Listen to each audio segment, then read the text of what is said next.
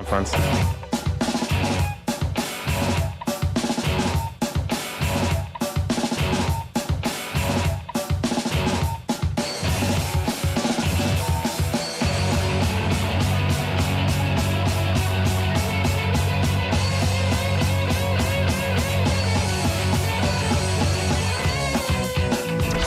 OTB AM. With Gillette. Get into your flow with the new Gillette Labs Razor with exfoliating bar. All right, it's 7:30. It's Monday morning. Let's do this for the second last time. Owen, how are you? I'm very well. What is the crack? No crack. What's going on with you? How are you? What's the current level of strung outedness in advance of your imminent trip that now the whole world knows about? Yeah, You were the Irish goodbye that you were desperately planned for. We ruined that, and I apologise sincerely for that, but I've enjoyed every moment of it. Yeah, this isn't like culminating to something. This has just become one of the most sickening narratives in Irish media for a lot of What if you people. don't go? What if you decide at the last minute now to be like, do you know what? I can't really. I'm scared of the big bugs that are down there and the snakes. Yeah. And all of those things that are like, all the danger that I'm putting myself in the way of. Yeah, absolutely. Like I've just tried.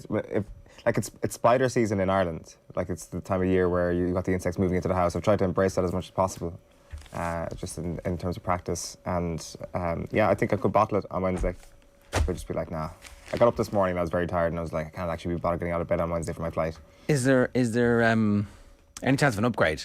Is the least that we could do, talk you into an upgrade somehow? On the flight? Yeah. Oh my God, Delta Airlines, hello. Slide into my DMs. I will follow you immediately. Maybe we should follow them first so that they just have access. Sorry, I mean, I followed you all the time. Can't find the Irish Times. There's a big story. Oh, there it is. A big Delta guy. Front of the Irish Times. Invasive new spider up to 230 times more poisonous. Did you see this? This is why you're leaving. This country's screwed. Oh, the spiders have come here as well? Yeah, they're already here. The false widow spiders are 230 times more poisonous than domestic Irish spiders, and they're killing all the ones that we had already. Okay, right. It can adapt its attacking behaviour to prevail in different battle scenarios. And battle scenarios is in inverted commas. So it's like a Megazord version of a spider. yeah. Well, the people have been very kind. They've been very generous with their messages to you. We've got one here from one of the greatest footballers of his generation, Lee Keegan. Come on down. Owen, how are you? Just want to wish you the very best on your travels for next year. I'm surprised it took you this long to realise that you need to get out of there.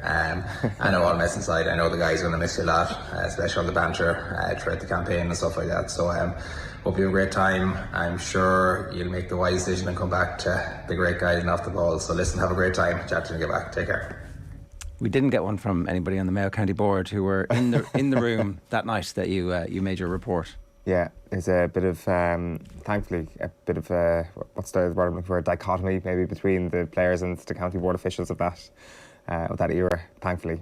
Yeah, thanks very much for that. At 7:33 this morning, we're going to tell you what's coming up between now and 10 o'clock. Our performance rankings, Mark Lawrenson at 8:10. Another 9-0, the annual one for Liverpool. Sports pages, we'll talk about the Live Golf situation and Rory McIlroy, of course. Andy Mitten at 8:50, who's going to be happier than we've had him on in a long time. Alan Quinlan back with us at 9:10. An incredible weekend of rugby. Just when you thought it was safe, it definitely wasn't safe for the New Zealand rugby fans. We'll talk about that in a moment. And the Sunday papers at 9:30. So we'd love to hear from you. 087 180 180 is the WhatsApp number. For those of you unfamiliar, and there's still people in the messages going, what? What's the story? Owen's leaving on tomorrow. Tomorrow's his last show. So The plaster will finally have been removed. It's just hanging off now at the moment. this is the final episode of the Gillette Labs Performance Rankings. That wasn't an All-Ireland winning performance. Probably should have won the game based on their second half performance. Is it a step too far to say it was the performance so far of the World Cup? Maybe not. OTB AM's performance rankings with Gillette. I'm scratching my head. That performances was just lacked that intensity. I picked a really bad time to call it quits because this Aston Villa narrative over the course of the season, this would have been a very entertaining thing to be have a front row seat to Aston Villa TV, which OTB can often be between yourselves and Nick over the next few months. And I just hope that Stephen Gerrard hangs on for the sake of the OTB AM viewer, because I suspect that things will be quite interesting around here. What do you want to say about Steven Gerrard, who is in at number 5, the reddest of the red this week? He appears to be out of his depth, right? It doesn't look like there's a plan in place to wrestle back control of the situation, and it's now been long enough. It's sustained over the end of last season and the start of this season. You can't overreact, it's only the first game. You can't overreact, it's only the second game. You can't overreact, it's only the third. Oh, Jesus, this isn't getting any better, is it? And so the midweek fixture this week is Arsenal, and the weekend fixture next week is Manchester City. And then after that, it's Brendan Rodgers. If Brendan Rodgers is still in situ, he might be, he might not be. He might have won 2 games in the meantime, and Brendan Rodgers might be the one who, like, I should be the next Liverpool manager that everybody talks about. So it doesn't end well for Steven Gerrard at Aston Villa. I think we can all agree on that now, that what we're witnessing is some kind of managed exit. Surely. What do you want him out before the 2 tough fixtures? Well, it depends on who's coming in. Like, the list of next Aston Villa manager, Phil was making the point outside. What could happen is that Brendan Rodgers gets fired before that Leicester game and then gets the Villa job, and so that's one. I mean, could they go back to the old firm and get the right guy this time? Probably not. Is Ant Postecoglou going to come and take? He probably isn't. Just get Van Bronckhorst at this stage. Probably not. Would Brendan Rodgers take the job? Do we think that, like, well, if he gets sacked from Leicester? If he gets sacked, but, like, are we not saying that Leicester's fault lies in a different place than Brendan Rodgers? Obviously, the managers to take blame, but they haven't signed anybody. Yeah, so I would definitely, I would say there's uncertainty there in a way that there isn't the Villa. Like, the Villa owners are putting money in and they're trying to sign players. It just feels a little bit haphazard. The recruitment has not been hugely impressive in every step of the way. There's players who they've signed who basically have never played, and they've a bloated squad at the moment. And they've players who Ajax are trying to replace Antony with, one of the Villa wingers who never plays for Villa. And you're like, maybe somebody at Ajax knows a bit more about football than somebody at Villa at the moment. Is there a possibility there? So anyway. Yeah. Well, I mean, I'm not sure. Like, it's interesting that you say that Aston Villa are well-resourced and they have a good structure that would be enticing to someone like Brendan Rodgers. It also means that the blame is squarely at the door of Steven Gerrard. Like, are we seeing new things that have developed even from week 1 and week 2?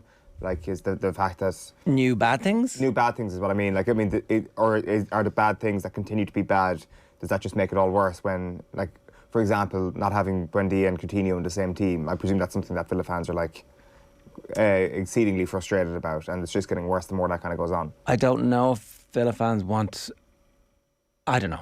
I didn't go on after the West Ham game to check exactly what the consensus was in the selection, but Buendia has been disappointing. Yeah, you know, and Coutinho, good for about 4 games when he arrived, and then, you know, maybe if somebody else had wanted to sign him at that massive wages, but that cut down price, that would have been okay too. They could have moved on. It was like, okay, you know, we've established that very good players can come here, but his form has not been great, and he'd need to really get good in the next couple of weeks if something is going to happen, because it doesn't look like he deserves his place in the team, and he's getting subbed off for Buendia. John McGinn's form just falling off a cliff, but always in the team, really. And it just appears as if after matches, Steven Gerrard comes out and complains about the players lacking imagination or the team lacking creativity. And it's like, well, have you any influence over that? Is this an artwork in a gallery you're watching, or is this a team who's playing to your template and your selection? Now, obviously, he had a right-hand man who left in the summer, and they've got somebody new in, and maybe that is taking time to bed in. And who knows? Maybe it's the second coming of Pep on his coaching staff. I don't, you know, you'd be surprised if that was the case. But so I don't know. Probably it looks like at this stage he's had enough opportunity over the course of his time at the end of last season and the start of this season, and there's been no significant uptick in performance or no architecture that the team's built on, and no sign that they're making any progress. And so therefore you have to say, how much more time does he get? He obviously gets extra time because he's Steven Gerrard, right? If this was Dean Smith, he'd be getting sacked. Like the events of the weekend make that opening day results look all the worse as well. That's the other thing that's at play here, is that Bournemouth team that beat Aston Villa is looking terrible, and they were absolutely creamed, obviously, on Saturday afternoon.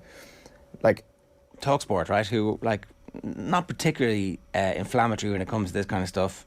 Gary Neville's win rate, which was doing the rounds 3 or 4 weeks ago. Gary Neville's win rate at Valencia 35.7%. Stephen Gerrard's win rate at Villa 35.4%. Gerrard's now had more games than Neville. He's never won consecutive home Premier League games with Villa. Villa have won 3 of the last 15 games in the league. They've lost to Palace, West Ham, and Bournemouth. Yeah. That's the only game that Palace, West Ham, and Bournemouth have won this season so far. It's early days. I think that's Palace relegation are form. pretty good. It is relegation form. It's literally, I think, 16th. Since he arrived, they're 16th in points gained. Okay, so if Stephen Gerrard stays, you're going to be a relegation candidate. It's pretty clear what's going to happen unless he manages to turn it around, which, as you pointed out there, is unlikely. Yeah. Those fixtures are not forgiving for a manager in danger. He's also on the verge of becoming, if he loses the next 2 games, which, you'd have to say the Villa will be favourites to be beaten by both Arsenal and City. If he loses those 2 games, he'll literally be the worst Aston Villa manager in history. Oh, no way. According to the stats, there was one that was doing the rounds the weekend as well. Well, what would be his, like, we don't want to get ahead of it too much. It does look like it's going to be very tricky for him to turn this around, and given the stakes, chances are he is going to be booted out the door. Where do we go from here? Where do we go from here with regards to Stephen Gerrard?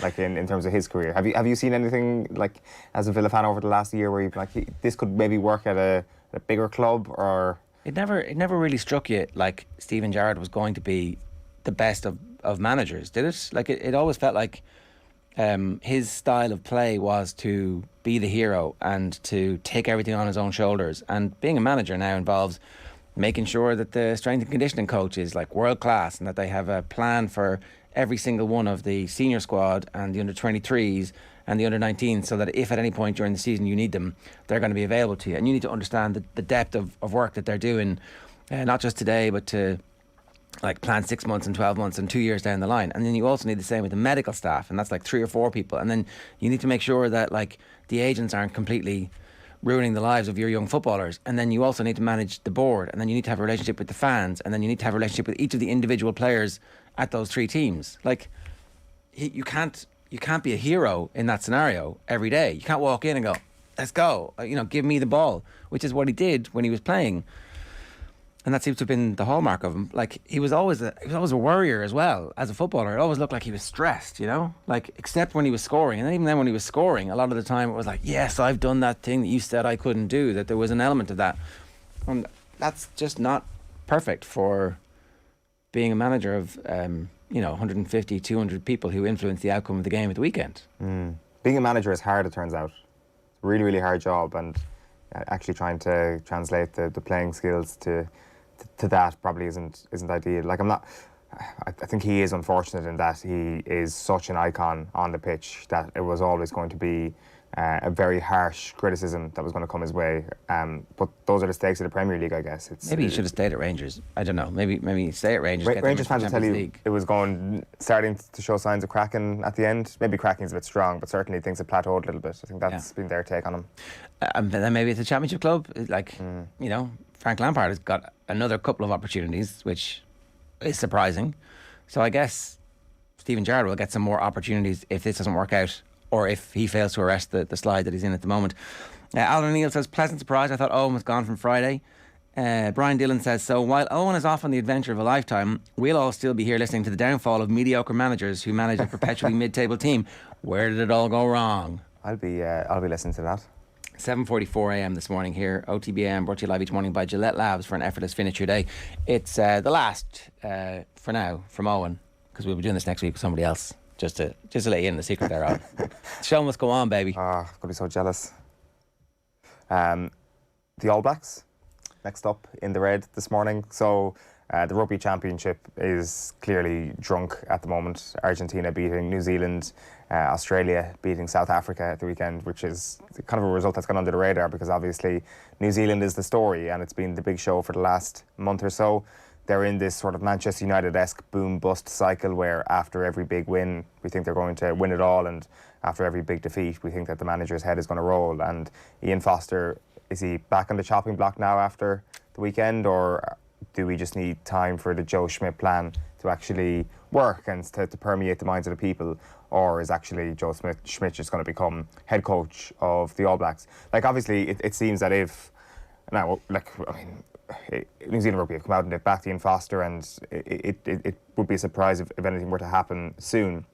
But if he wasn't to be All Blacks coach in a month's time or whatever, it does seem it's going to be a straight shootout between Joe Schmidt and Scott Robertson potentially for that job. And after the game on Saturday, Michael Cheika was talking about his flanker Pablo Matera, who played a full season for the Crusaders this year, and he says, I think the Crusaders have made, this is Cheika, I think the Crusaders have made a really huge mark, and Scott Robertson has made a really huge mark on Pablo. Shows the quality of the franchise and the coaching here. He comes back a heap better mentally and technically. So Michael Cheika, I'm not sure was that deliberate or not, talking up Scott Robertson in the aftermath of beating the All Blacks.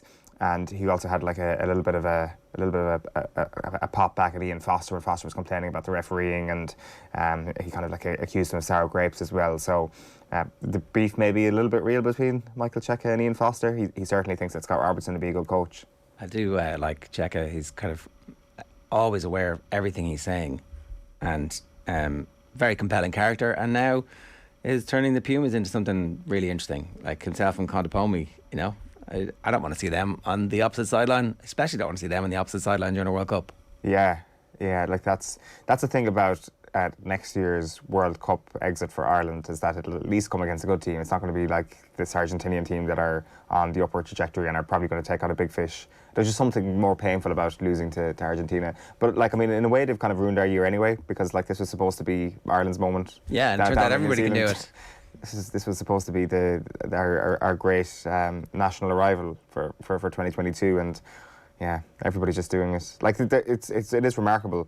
So some of like Argentina failed to get up within 15 points, something like that, maybe 12 to 15 points in New Zealand at any point in their history. Never mind actually beating them on New Zealand turf, and then they managed to go and actually beat them on the day. So yeah, it was a remarkable result for them on Saturday. Yeah, okay, so we will talk more about this over the course of the week as well, and we'll get Alan Quinlan's thoughts on it a little bit later on. I don't know, can you sack Foster a week after you're like, oh, he's our guy now because we've had that win in South Africa and that's all we needed, and we've got Joe Schmidt in the team, so everything's sorted. Can you then come out a week later and go, well, we didn't know Argentina were about to beat us? I mean, you didn't tell us that, lads. Yeah. Is that the bit where you go, okay, you're fired? It's too late, is it? I think it would be. There will be egg on their face if they did a U-turn now. Like, I think maybe the whole Erasmus is playing chess thing is probably starting to come true a little bit. That's, like clearly the South Africa team has not played as well as they possibly could over the last 2 weeks or the last 2 rounds. So I think maybe South Africa have kept Foster in a job and potentially have opened up the pathway for them to be beaten at next year's World Cup. Overall, I felt they got away with some stuff at the breakdown, not releasing the ball carrier on the ground, who we weren't able to deal with, said Foster. It was an area we got hammered in the penalty count at critical times. I'm a little bit bemused by that. Cheika, well, he'd be an expert on it because his team do it all the time. So, he should know. I do love that. Right, what's in the amber? We are going with GAA managers in the amber, and there's been a couple of interesting stories over the last few days. You've got Eamon Murray, who's stepped down as Meath women's manager, which was a bit of a bombshell, I thought, yesterday anyway, when that statement came out. So he leaves after winning back-to-back All-Irelands with Meath, and big news there. Then obviously on the men's side of things, it looks like Ger Brennan is going to be in position to take the Monaghan job. Reports that he's been now linked to the job after a couple of people pulled out of the race to become the new Monaghan manager. And the other, I guess, bombshell, at least when it comes to reports over the last 24 hours or so, is the news that Conor McKenna is going back to the AFL, or so it's been reported. That is not something that I expected to see happen. It said that he's told their WhatsApp group that he's heading back to the AFL. This would have a significant impact on their position in the power rankings, right? It would, because you're looking at them to rekindle the greatness of 2021, and he was such an essential part of it.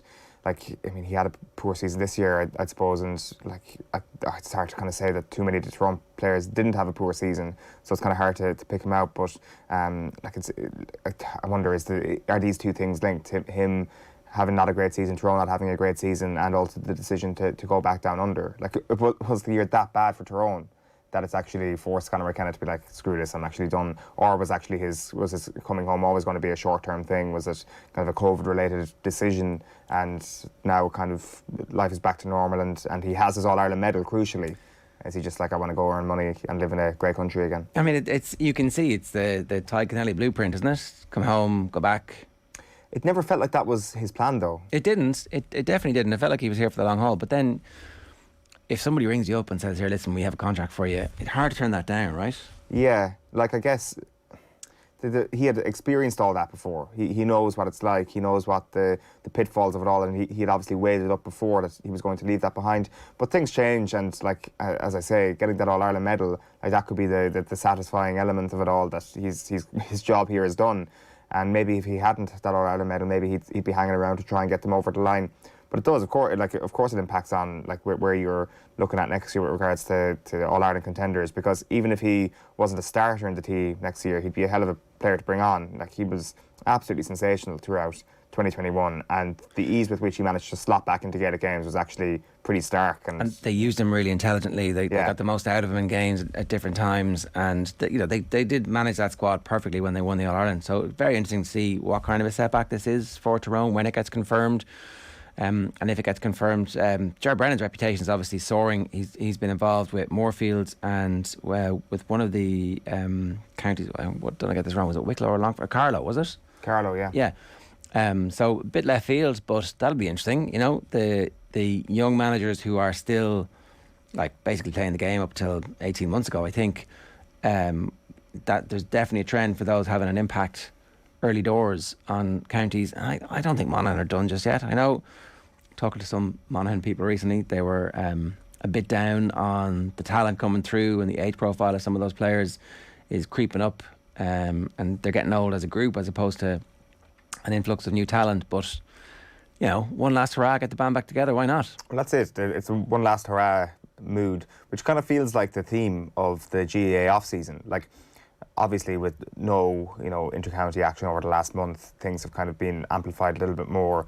But you look at that Monaghan situation, and you look at their generational talents in Conor McManus, that is probably the main thing for the new manager to get right. How do we get the most out of his last few years in a Monaghan shirt? You could say this very same thing will be asked of the Donegal manager when they come in. How are you going to get the very most out of Michael Murphy's twilight years? And to be honest, it feels the same with Mayo and Kevin McStay. It's like Cillian O'Connor and that cohort of older players in the Mayo squad. They've got a couple of years left in it, but how do you make the most of them and play them in conjunction with the new talent that's coming through? So I think that's kind of fed into the noise over the last month, this idea that these managerial appointments are really really important, and I think a lot of counties are kind of looking at last hurrah territory, and maybe even Desi Farrell is thinking that as well when he looks around the dressing room and sees someone like James McCarthy. How do we squeeze the life out of this one last time? Like, 2023 is shaping up to be a very interesting year. Yeah, you're going to miss the whole thing, Eoin.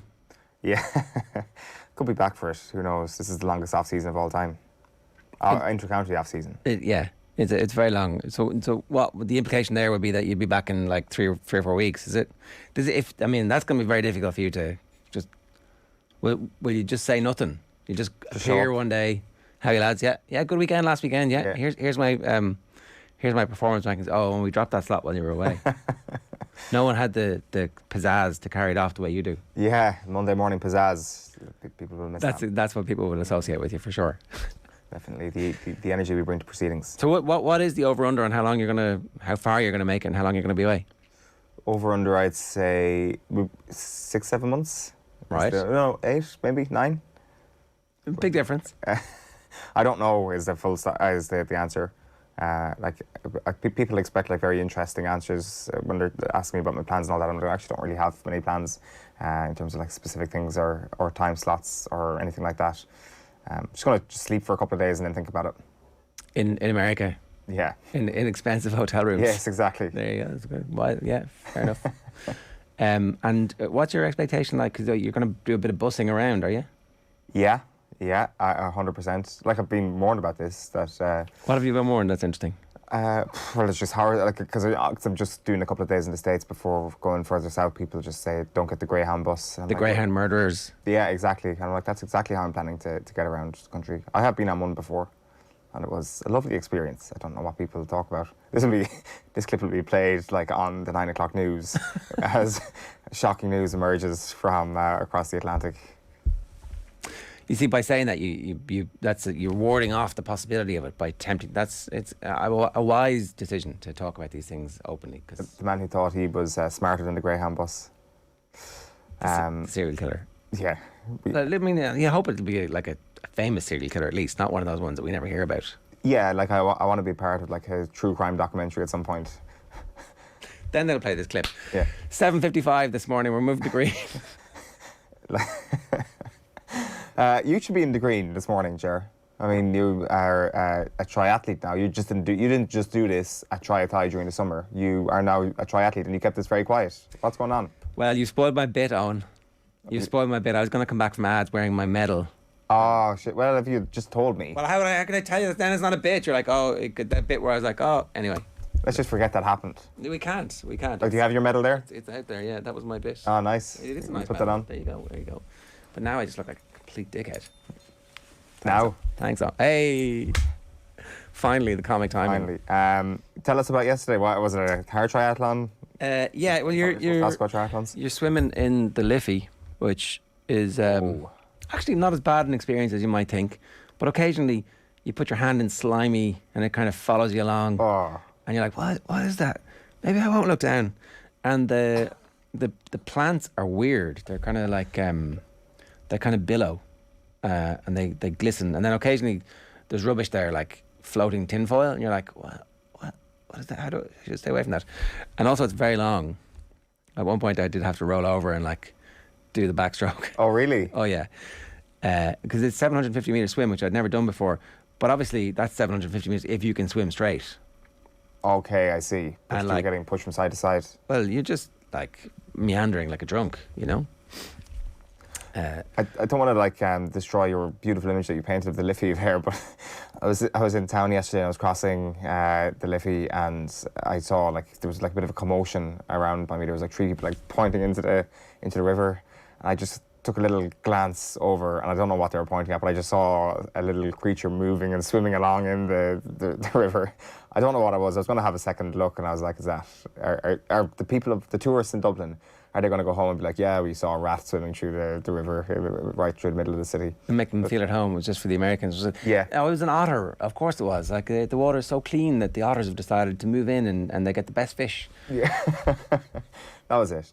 So, oh God, yeah, you should get an extra medal for swimming in the Liffey. That's good.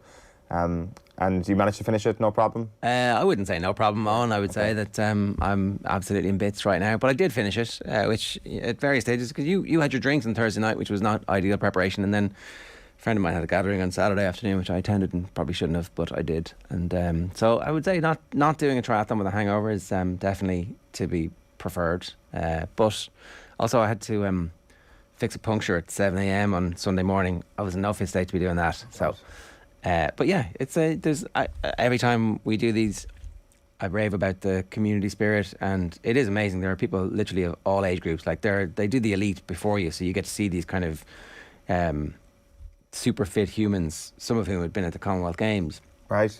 And some of whom I think might end up going on to represent Ireland at the Olympics, or certainly will be capable of doing it. So you're seeing them, and then you're doing the same track as them. Obviously, they're doing it in like an hour, and you're an hour and a half, 2 hours, closer to 2 hours, 6 minutes. And it's like, and then there's this kind of party afterwards where everybody relaxes and goes, yeah, we did this thing. And then they give you these cool little medals. So I would say, yeah, in the green is the organisers of the Dublin City Triathlon, the Piranha Tri Club. Ivana Bacik beat me. She started just in front of me and then crushed me on the run. Right. So, I don't know if that would have, maybe she should be beating me by much more. Yeah. Well, congratulations to you both. Fair Thank play. you very much. I mean, you're putting the rest of Team OTB to shame, as usual. And the other 1,000 people who didn't do it. You just decided you were, when we were trying to tempt you into this life, you were like, no. Yeah. Basically, that was it. I was just like, nope, not for me. Thank you. But it was nice. I appreciated all the invitations. Who's actually in the green? In the green this week is Rory McIlroy. He obviously fresh off a triumph last night. It feels like every Rory McIlroy win, even if it's like the FedEx Cup or not, just kind of feels like a sort of moment for golf in terms of, you know, trying to see if the good guy wins or not. And he kind of alluded to that afterwards as well. His kind of talked about how tough it's been over the last little while as a PGA Tour golfer, and the battle with Liv to try and keep hold of their golfers. So the win itself was absolutely extraordinary. Like, he overturned a 6-shot lead yesterday. For anybody who wasn't watching this, he shot a 66 on the final round. Scotty Scheffler was in a commanding position, 6 strokes ahead going into the final day. He shoots a 73 yesterday. So I guess it's a little bit as much about Scheffler slipping a little bit on the final day as it is about Rory being brilliant. But he was brilliant yesterday, and he's earned his $18 million, which I guess kind of makes up for not winning at St Andrews a little bit. Like, he did kind of say that it still gets to him. It's like one of the really difficult things that he's had to deal with this season, his mini collapse on the final day of the Open. But he's now on 3 FedEx Cup victories. Nobody else has got to that number. Tiger Woods has got 2, and Tiger is the only other person to have won the FedEx Cup more than once. So it is remarkable, this from Rory. It's interesting, though, that he did say afterwards that he didn't think that he was going to win on the final day. Like, when he woke up on Sunday morning, he was in a pressure-free zone, and that obviously probably contributed to him playing his best golf. It's really interesting, isn't it? That is what has happened here. So I don't know if everybody knows, but he had a triple bogey on his first and a bogey on his second hole when they started on Thursday, which essentially made it a 10-stroke deficit that he had to overcome. It's interesting that he needs to be on a charge, that he needs not to be shouldering the burden of expectation on the final round, and when he does this, it's like really compelling, amazing. So is that has to be the way he's going to win a major? Is it another major, his next major? Yeah, but like, we've had this conversation so much. How does Rory win his major? Is it like leads from the front, kills the field, or is it kind of out of nowhere, he kind of comes from behind, and then the person who's in the lead or who's in the clubhouse lead on the Sunday actually, like, maybe, I don't know, collapses or something like that. So it seems that we've kind of speculated about how Rory's actually going to win this next major. But like, I think if you look at his major record this year in terms of his scoring's been absolutely exceptional at the majors this year. Like, the lowest score of any player who's made the cut at all 4 majors, if you combine his scores. So he's played unbelievable golf this season. Like, I presume it'll go down as one of his best ever seasons in terms of just the quality of golf he's been playing. But it's unfortunately going to be another season where he doesn't have a major. So this thing will be a millstone around his neck going into next year, and he's going to be one of the most talked about golfers going to Augusta. He's going to be one of the most talked about athletes on the planet, though, really, because of what's happening with Live Golf. Yeah. So today we expect that the latest big name recruits will be named, and there are some big names who are in that. We expect Cameron Smith to come out. Joachim Niemann is the other big name that has kind of been confirmed going, and so that's 2 top 20 players in the world, and that's the first time we've had young players who have the best years in front of them and who are, like, you know, names that we would expect down the road to be competing for the majors. And you know, that's the bloody nose for the PGA. But like, it's McIlroy who's been organising all this. It's been McIlroy who's been rallying the troops alongside Tiger Woods, and like, you know, Tiger obviously needed somebody of McIlroy's energy and charisma alongside him to be able to bring people with him. Yeah. So while he's been doing that, he's just beaten all the golfers in the world to the prize they value the most, money. Like, he beat them off to win the most money for the year. They were all trying as hard as they possibly could. It's the most elite field possible. It's down to 30. He comes from behind in that and smashes them to win the money. And we know that the golfers like the money. So they were all highly motivated this weekend, and he beat them while at the same time saving golf. That's not bad. Could maybe Roy get some love in Ireland now? Well, he missed the Irish Open that one time. What? He just saved golf. Well, the one thing, like, just to, you know, not to be negative about this, but Tiger and Rory, you would have to say their message isn't working. Like, they, on some level, are failing when it comes to trying to persuade the other golfers to stay on the ship. Like, with the Niemann news is more significant than I initially thought. Obviously, he's a phenomenal golfer, but like, Niemann would have been part of the players' meeting last week sitting in a room with Tiger Woods, and Tiger Woods is telling you, please stay for golf. I'm not sure what Tiger said, but like, I would have thought that if you at least get people in a room and you're Tiger Woods, you've got a very good chance of keeping them. And Maybe Neiman has slipped through the net. I think his departure is significant. I'd say he'd already made his mind up, though. I think, the contract offer must have been in He said he place. hadn't. Like, he was on Golf Channel on Friday saying, I haven't made my decision yet. Do you know, a lot of them, like, was it Brooks who was like, I don't know, I haven't thought about this, and then Monday was like, hey, you got me. A nine-figure offer for Joachim Neiman is what we're told. That is bonkers. So, so it's possible that maybe he hadn't made his mind up fully, but certainly the jury was like dropping the verdict over to the judge, and like the judge is having a little sneaky look on 1, 2, 3, 4, 5, 6, 7, 8, 9. 9 figures. I have to think about this one. That's what happens. Yeah. Neiman's looking at McIlroy's 18 mil yesterday and being like, that's cute. Well done, Rory. I got it last week. Yeah. Yeah, this is only going one way, really. And like there was other reports over the course of the weekend as well. You've got like Mark Leishman, Tringale and Harold Varner moving as well. Tringale, I think, has actually confirmed that he's moving. So Cameron Smith and Neiman, the two big fish that they're about to catch this week. We fixed it for you so you could have Arsenal as the last green in your last ever Gillette Labs performance rankings. Yeah, Celtic and Liverpool fans both being like, what the hell is going on that Arsenal managed to pip them to the post. To be fair, it was Cullum's idea. He just wanted Arsenal to be in the green, and you know what? They deserve to be in some shade of green. May not be as green as Liverpool or Celtic or teams that managed to score 9 goals in a single game, but at some point at around 7 p.m. on Saturday afternoon, it looked like Arsenal were going to start Arsenaling again. The late news that Thomas Partey and Alexander Zinchenko had been injured in a training session felt quite Arsenal beforehand. The fact that they were on the crest of a wave and then concede and go behind to Fulham felt quite Arsenal. And then all of a sudden, Arsenal came from behind and Gabriel making up for an error. Martin Odegaard showing the grit and the reason why he was given the captaincy. All of that stuff felt very un-Arsenal. And it feels, if we want to get ahead of ourselves, like a club that's been somewhat transformed. Like even watching on television, the Emirates looks like Highbury at its peak. And I often wonder, did the Emirates just get a bad rap for years just because the Arsenal team that was playing there wasn't very good? And I think Arteta kind of made, like he alluded to this afterwards, where he said that somebody told him that it's the best mood he's felt at a club since the Highbury era, or that the Emirates felt like Highbury on Saturday. And that's just because the football team is winning and they've got a team that they can get behind and they've come from behind to win a game.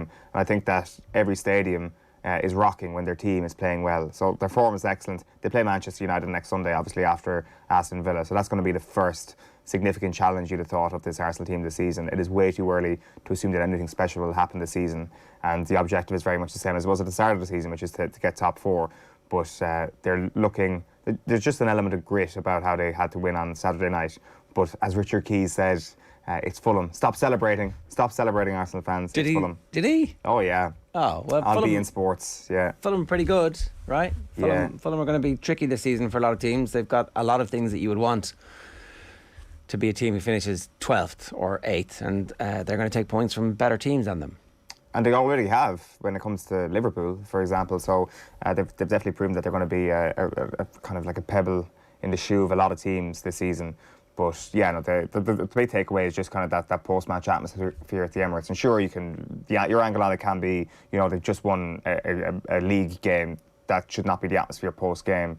But my angle on it is, look at this place compared to the library atmosphere that would have existed 5-6 years ago in that place. The other thing is, it feels sustainable, that there has been a plan. They have recruited according to the plan. The players who are coming in know that they have certain expectations to meet. They got rid of all of the rotten parts of the changing room, and there's a clear structure and a clear boss, and everybody knows what they're supposed to be doing. Like, I don't know how good he's going to end up being. I don't know how maybe the documentary changes things and changes people's perceptions, but the collection of young talent they have can continue to get better. This might not be their peak, and they can continue to add players, and it looks like they've backed him with massive amounts of money. Yeah, and if they manage to add another piece of the jigsaw before this window is done, obviously we're only a couple of days away, then you think that it could be quite a special season. Like if they manage to get Yuri Tielemans, for example, it's just that area of the pitch where Arsenal maybe need another body or two. And if they can just bolster that midfield just that little bit more, they can definitely have a real crack at the Europa League and at the same time properly challenge and get third or fourth spot in the league. But I think Arteta was asked about possible title challenge on Saturday, and like rightfully he was like, it's way too soon to say. They've paid no one yet to use that phrase. Yeah. All right. Was there an honourable green? We had something in the green until Rory McIlroy overnight. Yeah. I mean, the Aviva Stadium was in the green for giving away free pints. Like I wasn't there myself, so I'd massive FOMO. This is Adrian Barry's video. Adrian Barry was told that there was a rugby game on for Leinster, and there was free cheese. American football. There was free cheese, and tell us what this is, though, and explain what this is. But there was other videos doing the rounds as well of what is known as a cup snake, where you take your reusable cup and you pop it into another reusable cup, and on it goes until it forms a snake. And it had actually reached one point in the Aviva where the snake had managed to go between two tiers of the stadium, and there was a massive cheer when the cup from the upper tier managed to go into the cup from the below tier. So this is a high watermark of sporting action. Like, I got a push notification off the ESPN app on my phone on Saturday, and it was like pints galore in Dublin, free bar and all that. And like, this is perfect international marketing for the city of Dublin. I mean, this is just such a big win for everybody involved. That's the thing. You can imagine that there is somebody somewhere with their head in their hands going, oh my God, this is a disaster. And then afterwards, everybody's like, well, we're definitely coming back next year. Yeah, the publicity was not a bad thing. The game was pretty extraordinary. Like, when I was out and about on Saturday evening, got chatting to a few Nebraska fans who were absolutely fuming with how things went for them. When they were up, it was 28-17 midway through the third quarter on Saturday night, and their coach, Scott Frost, called for an onside kick despite the fact that they were leading by 11 points. It went badly wrong. Northwestern easily recovered the kick at the Nebraska 44 line and scored 5 plays later, and they turned it over to beat them 31-28. So there's a lot of people who came here, and after week 0, it's kind of like Aston Villa at the moment. They're already like, head coach, he's got to go. They're not happy with how that thing turned out at all. Yeah. And people blaming, saw one tweet, it was like, well, you know, the Northwestern head coach is Pat Fitzgerald, and he's Irish, and the Irish officials were always going to work in his favour. So there's perfect levels of sour grapes out there. It was an absolutely massive success, I think, all told. Next year is Notre Dame Navy, and then we'll see what happens after that. But it's going to be firmly established. And here's the thing, there's not much other sport on big time filling stadiums that everybody's going to be able to go to in August next year. So they have the pitch emptied for whatever reason. Right, that's this week's Gillette Labs Performance Rankings. OTB AM's Performance Rankings with Gillette. Now, a reminder, Braeburn Coffee is the official coffee partner of OTB. Every week, we're giving one lucky viewer a €100 voucher to spend on some Braeburn coffee goodness at an Applegreen store near you. To enter, check out @OffTheBall on Twitter. Like and retweet our Braeburn competition post, and you'll be in the draw. Braeburn Coffee never compromises on quality or taste to give you the best on-the-go coffee experience on the road. It's available at Applegreen today. After the break, we're going to be joined on the line by Liverpool and Ireland legend Mark Lawrenson to reflect on a record-equalling weekend for Jurgen Klopp's side. OTB AM. This is OTB Sports. Any risk or I don't think it adds any more stress to game day, if that makes sense. I mean, I had my body trained to perform and to play at inter-county level, and I mean, there was no physical bump or anything. So again, besides a little bit of nausea and a bit of extra fatigue, which are manageable for a game, then there wasn't any major difficulties at that stage. I suppose it's more trying to avoid the end of season knees up that without sharing any information was nearly more stressful. But I think I didn't find that part stressful or difficult. It was the post. That's where the real lack of information, the lack of knowledge is that I found anyway, and that the lack of guidelines. And I mean, I remember the public health nurse coming out to me and I said, when can I return to contact sport? And she looked at me as if I had 10 heads and said she'd never been asked that before. And she was a bit like, you're a first-time mom, you're not worried about your baby and keeping it alive, which obviously I was concerned about as well. But I guess you're always, straight away, you're thinking, I with the split season with GA this year, it was always hanging around in the background. Like, I never made any public desire that I wanted to come back, but it was hanging there. And like Olive, I'd had emergency section in the end, so that added a little bit more of a delay to the recovery side of things. So, yeah, I think the more frustrating part for me is the actual return to sport and return to play. And I'd agree with Olive as well. I'm certainly not back at where I was before. And there's a certain element of me wondering what is achievable in terms of my peak fitness and strength and just playing ability. But I guess we won't know unless you try. OTB AM. This is OTB Sports Radio. If your business relies on a van, that wouldn't sound good. But this does. Get up to 75% off van insurance. Now available in FBD branches nationwide. FBD Insurance. Support. It's what we do.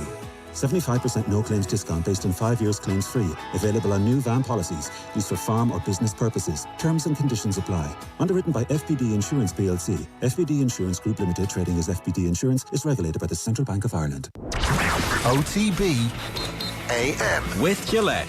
Get into your flow with the new Gillette Labs Razor with exfoliating bar. It's 8:15 this morning. You're very welcome along. If you've just joined us, we're turning our attention to football. I'm delighted to say Mark Lawrenson is with us. Mark, good morning to you. How are you getting on?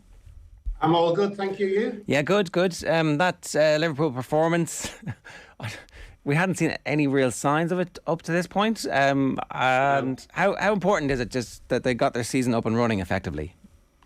Well, I think the most important thing is that they win. That was the first thing.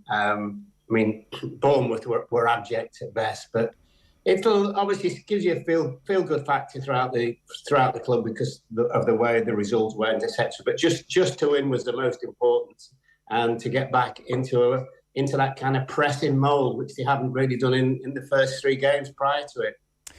How as a group do you make sure that the energy and I guess what I'm wondering is, can you take that performance and use it as a springboard for the rest of the season? Like, because, the game's over. No, I'd say no to that because it was only Bournemouth. But I think just the fact that they've won the game is the most important thing. And it's like anything, in the 3 previous games, they were sluggish, I think, in all 3. I think is probably one of the best ways to describe it. And I just wonder. I was at the Crystal Palace game, and they haven't had that long of an off season, and the way that Klopp trains them pre-season, because of all this pressing, etc., is apparently it's a nightmare for the players. It's really, really, really hard work, and I'm just wondering because they didn't have that much of a layoff, whether that's why they've got all these injuries. And these injuries aren't from tackles or anything like that. They're just strains. And I'm just wondering maybe a little bit. I mean, I'm sure the sports science guys at the club will have something to say about it, but I'm just wondering whether they've done a little bit too much pre-season, if that's possible. In that instance, at least you would hope that some of those players will start to come back and they've banked the work and they'll be able to get back to the level of performance and energy in a couple of weeks' time. So it's nothing terminal. It's just a periodization error. Yeah, no, absolutely. It is, and it's just, it's just the fact that they've done a little bit too much, and obviously the body's trying to tell them to slow down a little bit. So, obviously the introduction at the weekend of 1 or 2 of the younger players as well, that was all good. So hopefully now they've got the foot on the gas and off they go. Like, obviously there's a couple of days until the transfer market closes, and when they had their centre-back crisis during the lockdown season, they signed a couple of makeshift centre-backs just as a stopgap. Is the midfield lack of depth at the moment due to injuries, would that require a same level of surgery over these next couple of days, do you reckon, Mark? Yeah, I think it's possible. I think Klopp said the other day that they're seriously looking and being active. And of course, you get all sorts of names that all of a sudden come out from all sorts of different places. But I think they want to try and get another body in, most definitely. As to who, I've no idea. And, the problem with Thiago is who's the best midfield player that they've got is that he does get lots of injuries. And without him in the team, they're just not the same force because, you know my love for him. I just think he's brilliant, and he sees things in games that other players just do not see. So, I think they're definitely trying actively to get someone in. As to who it is, I've no idea. Well, nobody's got an idea, to be honest with you. It must be of like a serious encouragement that without Thiago they managed to create enough opportunities to score 9 goals in a single game. Like, did you see better creativity from the midfield in particular, Mark, on Saturday, or do the attackers get most of the credit? I think the attackers get most of the credit, because in the first 3 games, if you look at them going forward, they've not really created that many chances. And, that basically comes from midfield, but it also comes from the fullbacks. I think that's the other point that people have been missing in the first 3 games, that, with obviously Fulham, Crystal Palace and Manchester United, that they played with wide players to stop the 2 fullbacks getting forward. And it just shows you, when you do that to Liverpool, the amount of chances are created are so much lower, because generally the two fullbacks have got the freedom to just go and play and join in as they're like the wide players, almost as wide midfield players. But clubs have now, and teams have started looking at them seriously and think, well, that, if we get there and play with wing backs themselves or wide midfield players, it's been a problem for Liverpool. So it remains to be seen what happens going forward. This is going to be the most intense season, I think, potentially ever, given the way the World Cup comes in the middle of it and how long it's going to soak up in terms of the available fixtures. So it's Newcastle midweek, Everton at the weekend, then Napoli, and then Wolves over the next 11 days or so, maybe 12 days. It's mad, isn't it? Well, there's no room for mistakes now either, just with the slow start and the way City are going. No, you just, well, exactly. I mean, people are already saying, there's no way Liverpool can win the league, but obviously they nearly caught them last year. But it is win-win. And it's, obviously results are always far more important than performances. But, they've had, obviously with the increased performance at the weekend, hopefully that will be the norm for them. And I think within the next couple of weeks as well, that, quite a few of the players that have been missing will be back, but not Thiago. So hence obviously trying to buy somebody else, I think. Is there maybe we with the way that City have started, right? There's kind of this assumption that they're just going to keep winning and not drop as many points. But maybe even their squad will be tested by the 2 games a week, one of which is the Champions League. Yeah. And now everybody understanding, okay, we've got a little bit of tape on City and a little bit of opportunity to see that there are some weaknesses there. You can score against them at least. Yeah, you can score against them. And what happens if the De Bruyne fella falls over for a couple of months? Which obviously you never wish injuries on anybody, but he's very much the key to that football team and the football club. So yeah, I mean, listen, what are we? We're only 4 games in, and teams who've started while all the supporters are getting a bit carried away, teams who've obviously had a poor start, it's like, we're going to be relegated. And look at Aston Villa and Steven Gerrard. He got booed off at the weekend. So I think we live in a world where, you're judged by the last game. People don't look at, like 5 fixtures together or anything like that, and the difficulty of the teams that you play against. It's just that game. And you know what it's like. If you're a Premier League manager and you lose at the weekend, you're hopeless. And if you win, you're a genius. So somewhere in the middle probably is where we are. It is a difficult, you bring up Stevie G there, it is a difficult period for him at the moment, where the end of last season wasn't great and the start of this season hasn't been great. And his next few fixtures also not great. It's Arsenal. Yeah, and I've seen them. And then City, and then Brendan Rodgers and Leicester. What's going wrong for Steven Gerrard, do you think?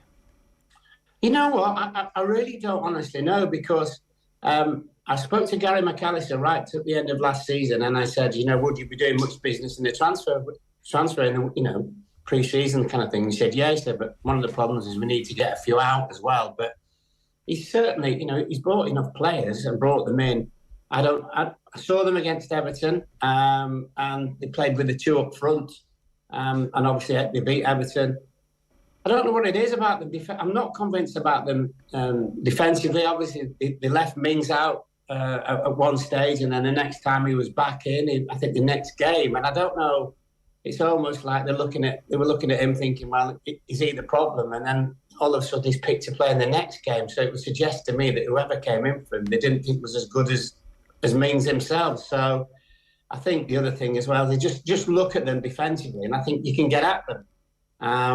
And that's a worry. And if you're playing with two up front, which is very few teams do so, then you're getting a little bit outnumbered in midfield. And I think maybe that might be one of their issues. With the way that the Premier League is at the moment, he doesn't really have a long time. You know, the stats doing the rounds about Gary Neville's time at Valencia, that comparison has now made it all the way to Talk Sports. Like, the chatter becomes almost unstoppable at some point. Yeah, but the chief exec was at Liverpool, wasn't he? Christian Perslow. With Stephen. Yeah, Christian Perslow. He was at Liverpool with Stephen, so I think that makes it a little bit easier. And am I right in thinking that are they still owned by the Chinese, Aston Villa? Is that right? Two Americans. Two Americans. Yeah. Okay. But you never hear of them. Well, they are. I mean, Dodo here doesn't even know that the two Americans own them. So it would suggest to me that, you know, they're like very much listen to what Christian Perslow has to say. So I think from Stephen's point of view, that's a definite bonus, certainly. Okay. The other former Liverpool manager, Brendan Rodgers, their start of the season has been completely overshadowed by the fact that they haven't signed anybody. They're, again, they're the only team in the Western civilization who hasn't signed anybody at this point. Yeah. And it looks like Fofana is going to go again at the very last minute, so they'll have to struggle to get somebody in to replace him. It looks like Tielemans might go. He's certainly available and his contract is running down. And there's still chatter around James Maddison too. Under those circumstances, it's very difficult for him to get the changing room together and say, come on, let's do this. We're all in this together, because at the moment they're not. Well, the other thing is well, players are you know, they look at it and thinking, hold on, we're selling all our best players. What's happening? I mean, you know, when you look at them, they've got this unbelievable training ground with a golf course, which has cost them, I don't know, 80, 90 million or whatever. So it's all of a sudden we don't hear from the owner, hear absolutely nothing. And then they're selling all the better players. And you're kind of thinking, you know, what on earth has gone on and what's happened? And in fairness to Brendan Rodgers, you know, after every game he stands up and has his say and everything. But I think underneath he must be absolutely seething, because all his best players are going and he can't buy anyone. So, you know, because we don't actually know the internal workings of Leicester City, we're all sort of saying, well, do they need money? You know, is it the case of the owners are thinking, well, we've had it great, we won the league, etc., but, you know, it's costing us so much money, we don't really want to be involved with it, we need to cut our losses.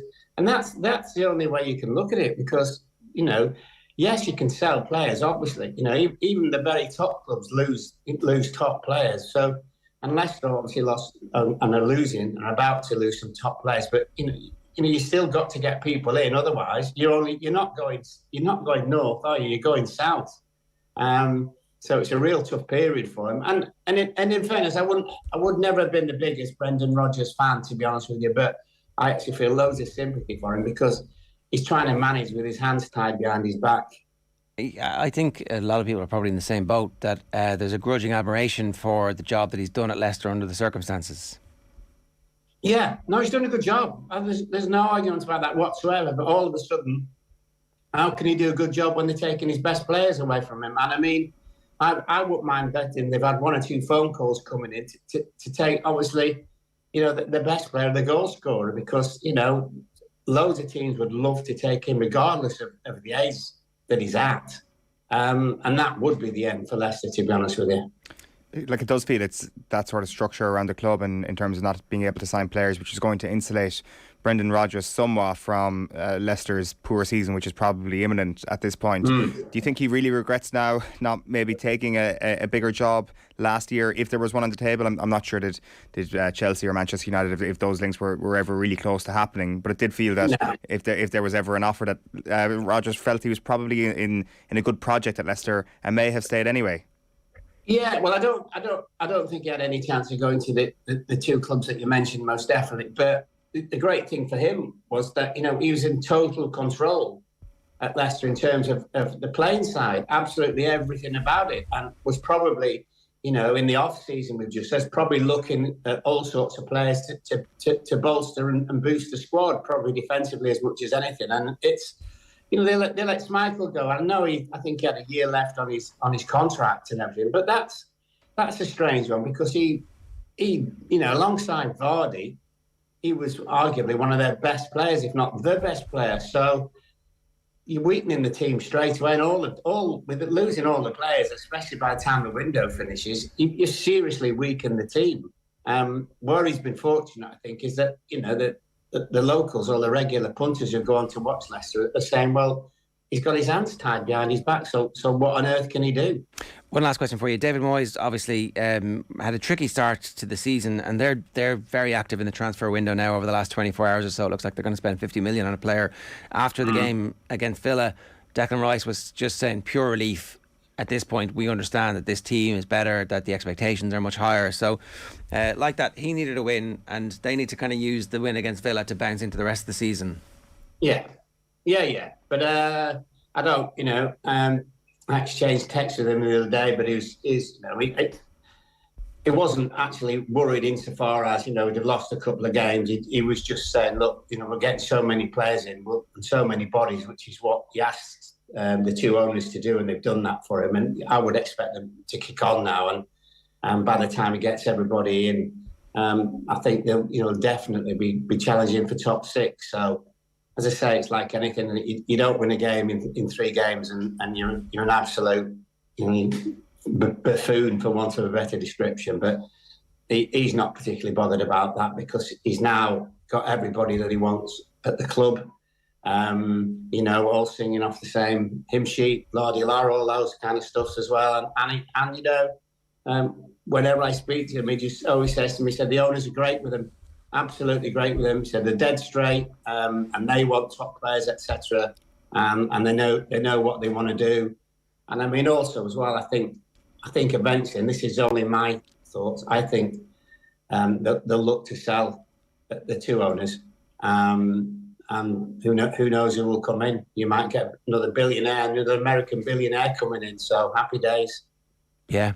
Definitely interesting times around that place, and the value of the stadium and getting that stadium full week in, week out is and that deal that they did for the stadium, when you look at it now, was absolutely brilliant. And everybody criticised it, but they did. I think that was Cameron Brady who sort of got that over the line, and that was a great piece of business for West Ham. Yeah. It has certainly set them up to keep their best players, for sure. Mark, great to have you with us. Thanks a million. Cheers. No worries. Thank you. It's Mark Lawrenson giving us his thoughts this morning at 8:32. We've had tributes from Kerry. We've had tributes from Mayo. We've had didn't have any dubs, did we? We did. Not O'Toole's a dub, but he's not. No Dublin Gaelic footballers. It's funny. He obviously tormented them enough over the years by whatever it was he did. But now we're going to go global. That's who have we got? Hey Owen, Justin Marshall here. Hey look mate, I understand that you are taking a little bit of a sabbatical and you are heading to South America for some travel and some God knows what else. Should be fun though. So a little bit of a hiatus away from Ireland. No doubt it'll be good fun. Make sure that whatever you do mate, you drink shitloads of Coronas. I believe that's the beer of choice in that part of the world. I know it from experience, to be perfectly honest. So, yeah, get stuck into those. It'll be a bit of a gravitation away from Guinness, but if anything, it might do your waistline a bit of good. Who knows? But, mate, have a good time. Enjoy. Nothing better than travelling, and hopefully we'll see you in Ireland at some stage in the future. All the best, mate. Cheers. Hi Owen, it's Jason McAteer. I hope you're well. I'm just currently in a cave with lots of water and a lifeguard in Qatar. I believe you're leaving off the ball, which is a sad loss. Obviously the whole thing will go to shit now, which is obviously good for you. I believe you're going on a tour around South America, which I think is Mexico, Colombia, Ecuador, Argentina. So stay off the marching powder, mate. I believe it's rife over there. But yeah, have a good time. Try and find a good pint of Guinness. Come back in one piece. I'm sure they'll have you back. They'll be begging for you to come back, so that's a good thing. Take care, mate. I hope it all goes well. Sláinte, good luck, and get out that garden. Don't know who he is. Don't know who he is.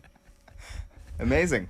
There you go. We've got to get Justin Marshall's take on Foster in or out, though. I think it's like, hey, we got to get you on the big news this week, the big departure news. And he's like, sure, mate, what time? Yeah, no, everybody said yes. 8:34, time for us to turn our attention to the ongoing situation at Manchester United, which has upticked significantly. Andy Mitten, good morning to you. How are you? Morning. Okay, thank you. We've had some of these phone calls over the last 5 or 6 years where there's just been a pall of depression, like a little black cloud following you behind, kind of comic book style. It's beginning to dissipate. We're not saying it's gone, but certainly the mood has changed significantly. Well, football is a results business, and Manchester United have had 2 positive results in the space of 5 days, beating Liverpool and Southampton. So, yeah, compared with 1 week ago, when I don't think many Manchester United fans thought to get a result against Liverpool, not a draw, let alone a win. I think things are much brighter. The win at Southampton was the first away win since February after 7 straight defeats, and it was the first clean sheet since Norwich away last December. So yeah, pretty significant. It is significant, right? It's not just a little flash in the pan where he's put together some results. He's made significant structural changes, and he's dropped players who hadn't been dropped up to this point, and the team have responded. I think that's why Manchester United fans are feeling a little bit of confidence about what the future holds, if not certainty at least. Yeah, I think that's fair. He's made the big calls and has been vindicated by them. He dropped the captain, Harry Maguire. Luke Shaw has been replaced by Tyrell Malacia at left back, who's done very well. Rafael Varane has come in and also done very well. Cristiano Ronaldo has not been starting either. We've seen Casemiro wearing a Manchester United shirt. United fans are encouraged by the imminent signing of Antony as well from Ajax for a huge fee. So all of these things affect the mood in a positive way. And I think Ten Hag is coming out of this better than anybody. I think he's quite an impressive character. He speaks his mind, he calls people out, and he's got courage in his convictions, and he was a successful coach at Ajax, and he thinks he will be at Manchester United. He keeps saying this will take time, and I absolutely think it will do. There's an away game at Leicester on Thursday. Arsenal at the weekend. Arsenal are obviously flying. So there's going to be loads and loads of bumps. It's not just going to be click fingers, okay, Manchester United are great again now. But 2 wins have definitely lifted the mood. What's your read on Antony, Andy? Because it feels as if there's a general... there's just no conclusiveness around the analysis about how he's going to work for Manchester United. People saying, you don't look at the stats, he's a fantastic player. And other people saying, well, his stats are underwhelming for a £100 million player. So what do you think the truth is going to be? Well, his stats are underwhelming for a player who's that much. But he doesn't set his price. It's a player who the manager wants, and who the manager has wanted the club to push for, which is good because the manager is in charge of the team, and it could be bad if it doesn't work out with the manager. And that's why clubs have sporting directors to negate one manager overloading the team with his own players in. If Manchester United are winning and playing well, it will be great. This player's absolutely fantastic.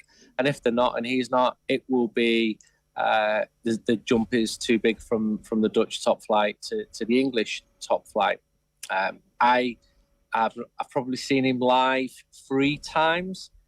So I've been speaking to people who watch him professionally, scouts, analysts, that type of stuff. And I get a sense of a very talented player, one who will bring fans out of their seat, but also raised eyebrows about the huge fee. And as you said about his stats, he's been a forward in a team that have won league a couple of times, and I don't think he's got out of double figures. So his stats are not off the scale. I think United fans will be pleased that he signs. They'll absolutely get behind him. They'll encourage him, and I hope he does well. His age fits the idealised version that Manchester United have of the team going forward. And that's not always been possible in bringing in Casemiro, who's 30, for example. So, yeah, I think the signing will be greeted warmly. How does that attack then look in a couple of weeks when he's settled in? Who starts? Antony, and Antony. That will be the front three for Manchester United with Martial, Alanga and Antony. I've laughed my socks off if that actually happened. I still think Manchester United might bring another striker in because it looks short. I wouldn't be stunned if Cristiano Ronaldo left this week. I know he wants to leave. So we'll see what happens there in the last few days of the transfer window. I'll be glad when the transfer window is short. It drives me crazy. It does irrational things to otherwise sensible humans. So that closes on Thursday and fans can concentrate on watching the football. And there's a lot of football ahead of the World Cup. I would say Sancho probably going to start. Needs to play better in more matches. Anthony Martial's got these niggling injuries. Got to get over them. Marcus Rashford was good against Liverpool in a central role, peripheral against Southampton. So what it does do is it creates competition for places which any manager wants. If you're playing well, you're going to be starting. I would have been doubtful about seeing Antony Alanga a few weeks ago. I know other clubs were looking at him, trying to take him on loan, but Erik ten Hag likes him. So it's for him to work out. I know that United wanted a more physical striker. That's why they'd looked at Arnautovic, not that he was ever going to be a starter, then backed off from that. So I won't be stunned if a number 9 came in. And I watched Robert Lewandowski last night live, and I could see why any team would want a classical number 9, but they're hard to get. Like who would be in the mix for that potential role as United's new 9? Like is Aubameyang in the mix? Like I'm trying to think of 9s that are possibly available. Yeah, it's a good question, and it's a tough question because there are not many. Aubameyang, the situation with him is the links are coming from his side rather than Manchester United's side. Manchester United will be asked to be kept abreast of any developments there. There's a huge difference between that and actively being interested in a player. So that's the situation with Aubameyang at the moment. From my sources on the Barcelona side, they will say, we will sell him, but only for a lot of money.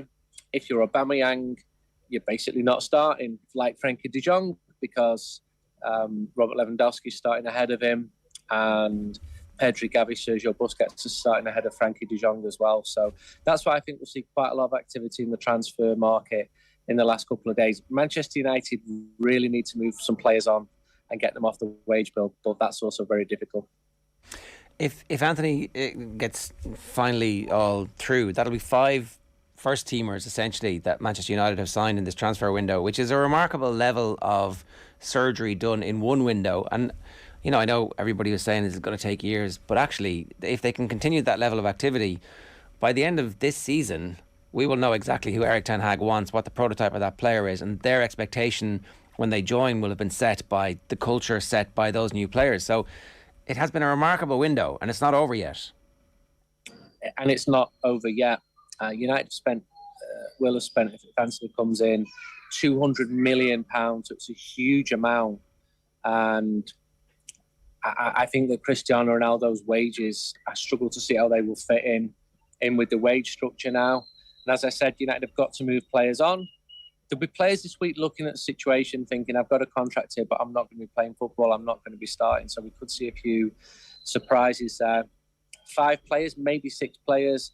It's a huge, huge transfer window. The biggest that I can remember, Alex Ferguson in '89, bringing in 5 players for huge fees and getting criticised for it, especially when the team started the season poorly. But almost all of those players were good signings.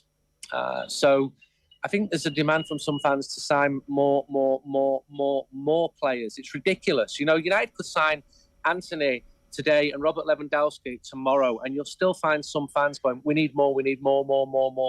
And there's this insatiable demand from transfer junkies to bring more players in. But there's got to be a balanced squad as well, because players who are not playing are going to be annoyed. The problem Manchester United have got, which is a club's problem, not the players' problem, is that some of them earn too much. So other clubs are reluctant to take the players off. So United end up having to subsidise the wages of players they let go on loan. And if them subsidies are too much, Manchester United feel that the club who've taken them are not so inclined to play the players, which is what they want to increase the value. So this is a conundrum from a club who are not top of the transfer tree. You look at the opposite of that and you see Real Madrid basically selling players from a position of strength. I get the sense that maybe your Twitter mentions during the transfer market isn't a wholly positive experience, Andy. No, it's not. It's not. I said yesterday, Manchester United can now field a team of Spanish and Portuguese players, and I tweeted that because I think it's interesting. No, I'm in a house of Portuguese speakers.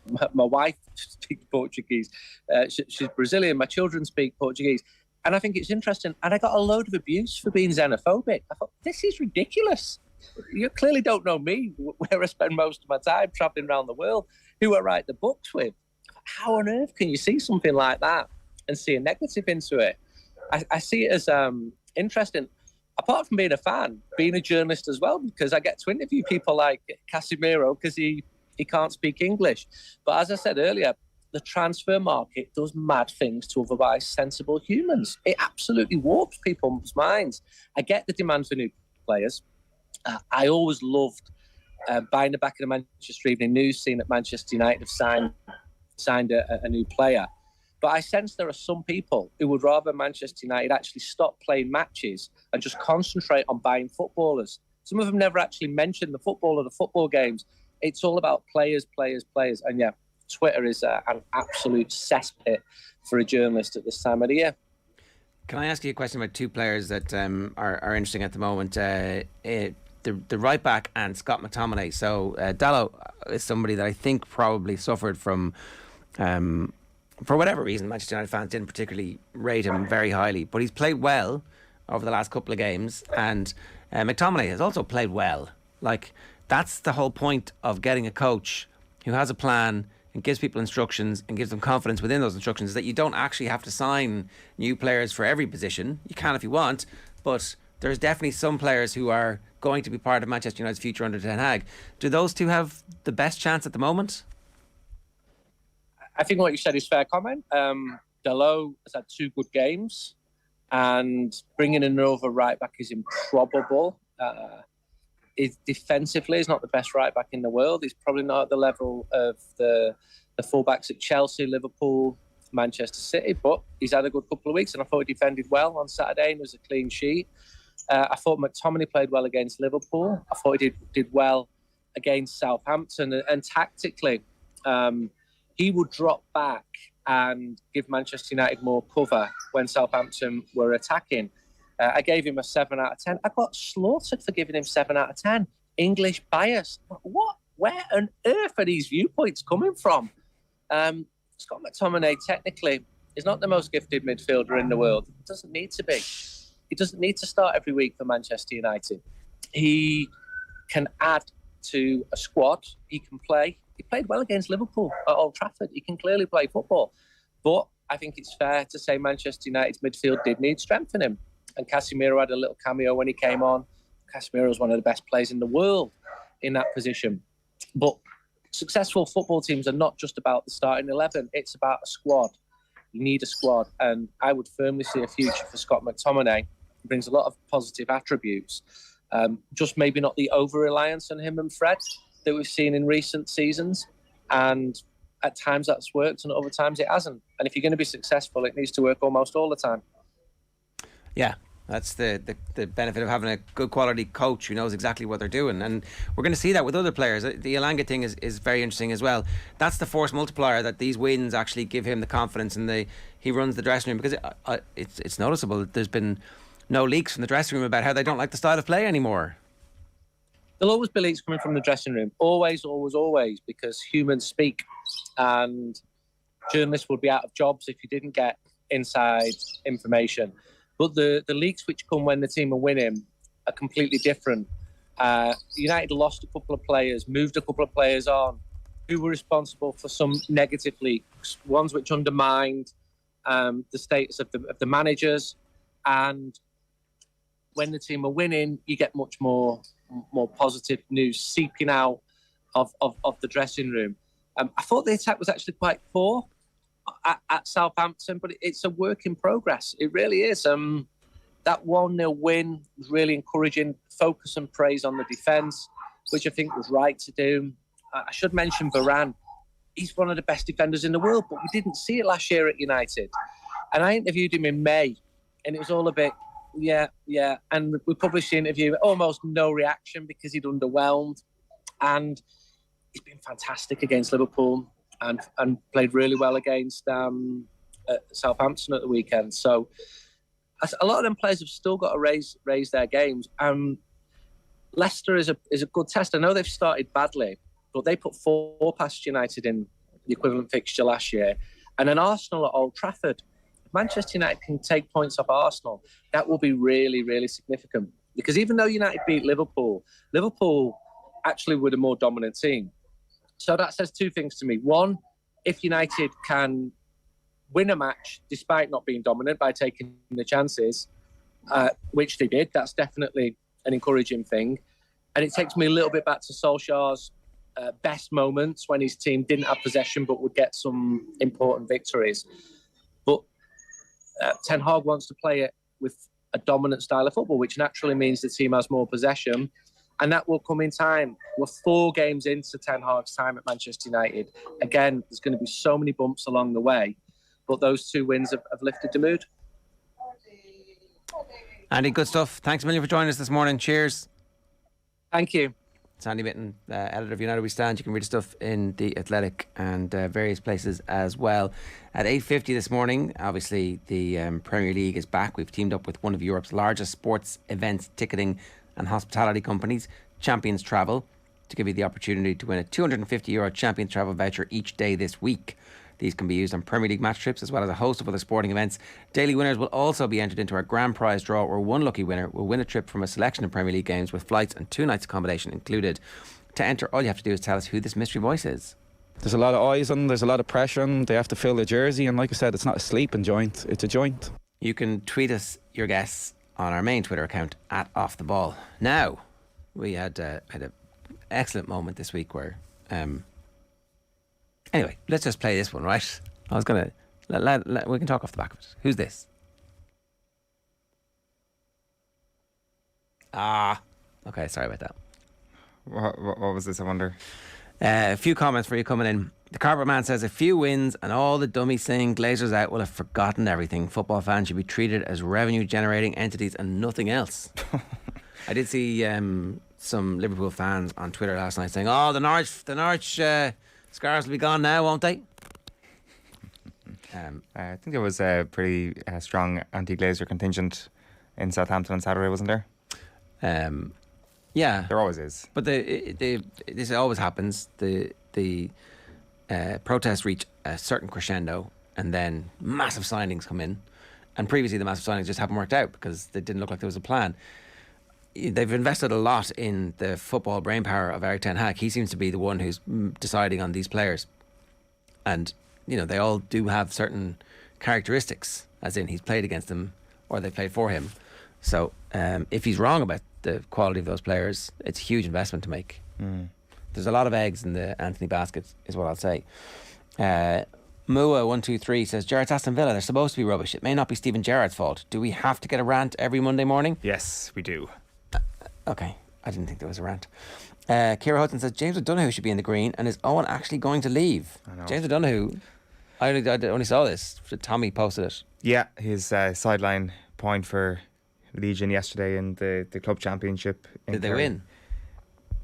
I actually don't know the result of that game. Right. I've been caught completely there. Sorry about that. Tommy's given out about so he's got number 11 on his back. That's interesting. He's becoming Gooch late days. Never mind the shorts pulled up his arse or the fact that the linesman forgot it was a sideline, and then he kicks a sideline from basically the corner flag. It's not bad. They did win. They did win. There you go.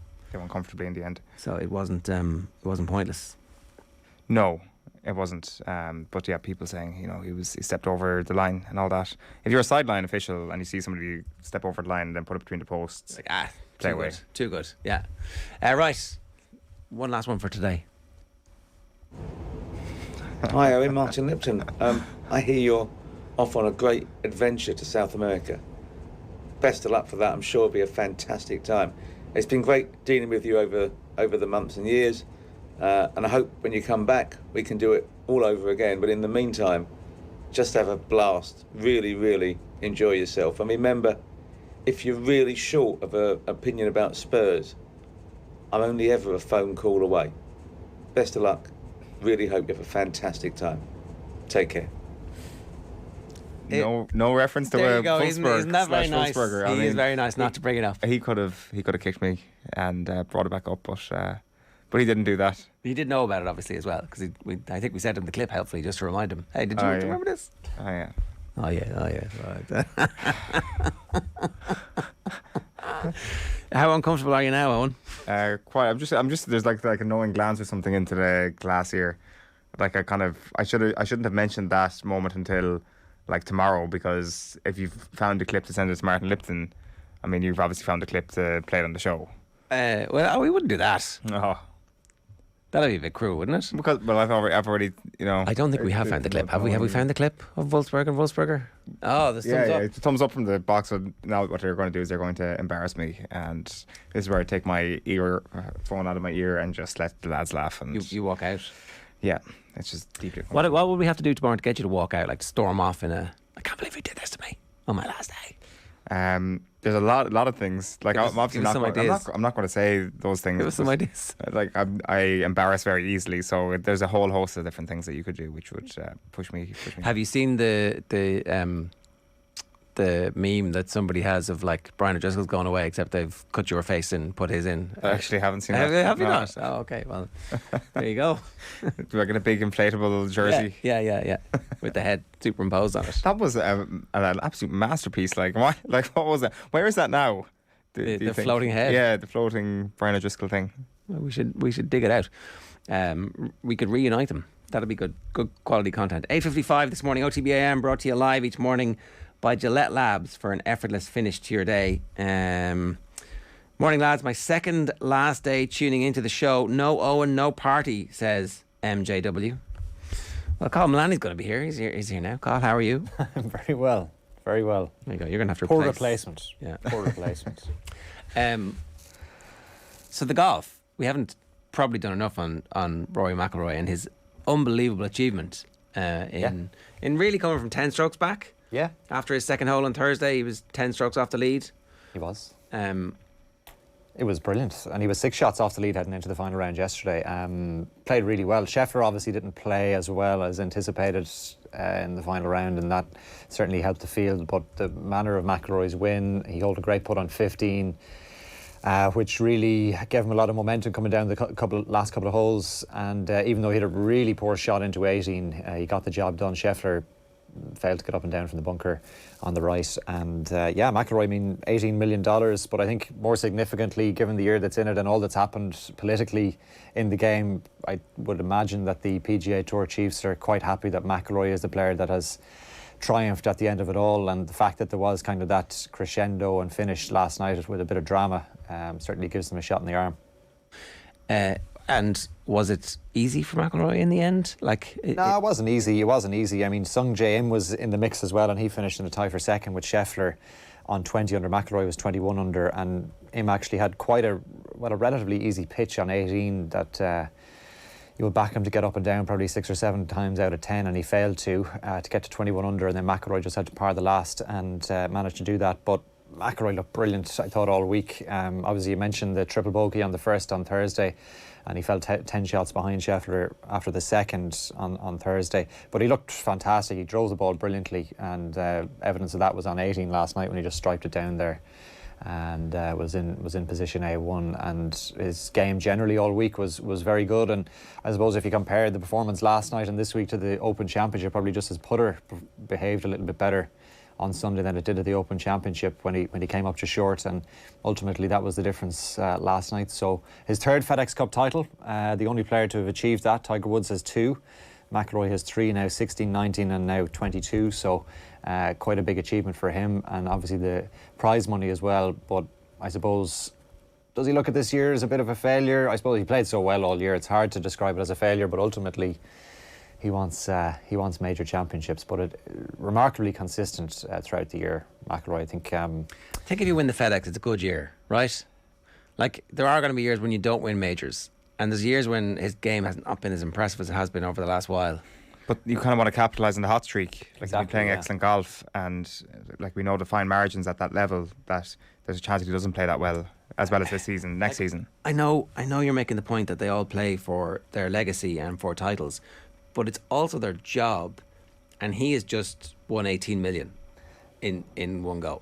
We'll wait till Monday Night Golf starts. That'll make him probably more money than 18 million and a bit easier. I still think that winning 18 million one go is going to be like the crack. Yeah. You know? It's like, I just won 18 million today. Yeah. Tonight when I go home and I check my balance, I mean, after tax. In one of the accounts.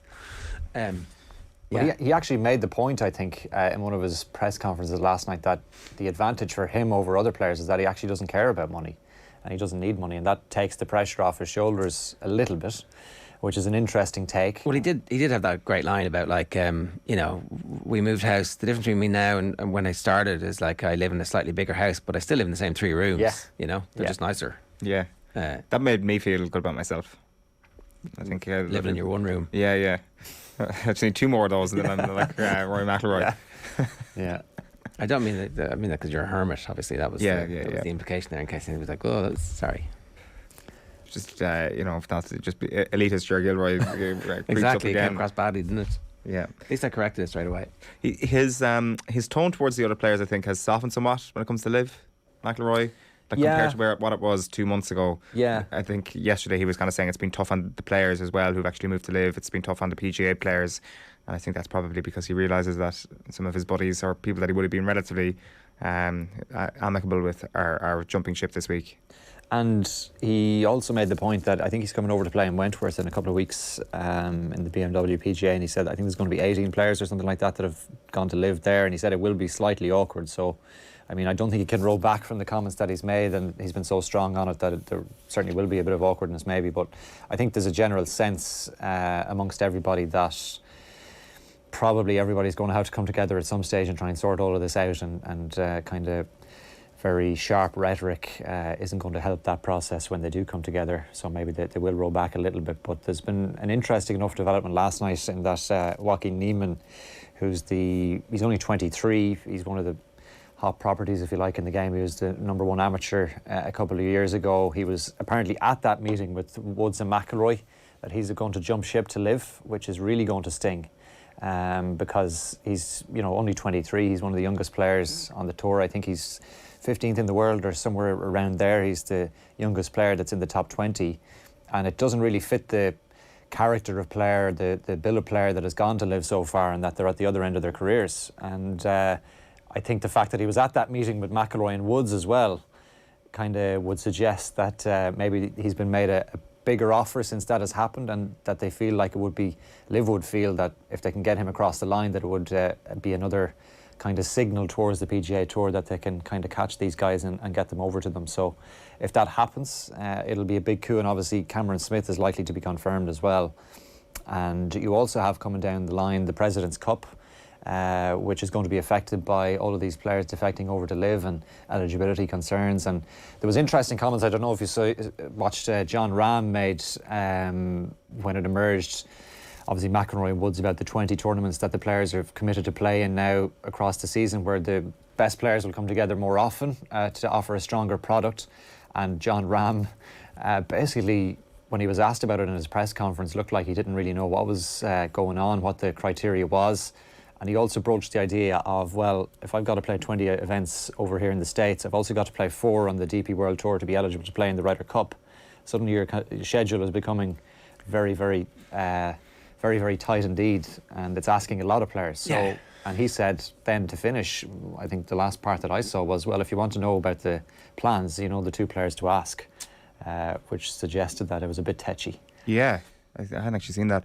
Like, it's interesting now that golf has kind of like, I guess, realised what the problem is, or at least are speaking about what the problem is, and that is, the like, it's not a problem at all, but it's the same players in the same field at the big events. To some people, it just isn't happening enough, so they're trying to address that. It almost feels like they're trying to kind of ring fence the talent here and obviously keep them in the PGA Tour and ensure that they're repeating week after week. Like, to the point where I wonder, could golf maybe nudge itself towards not completely like it, but towards Formula One, where you do have kind of like the same characters every week. There's kind of like a smaller collection of people actually competing in the sport at the very top level, obviously getting paid more than they've ever got paid before.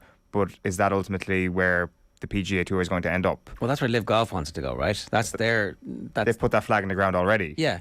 But then how does Joachim Niemann get in? How do you discover who the next 23-year-old who's capable of being in that pool?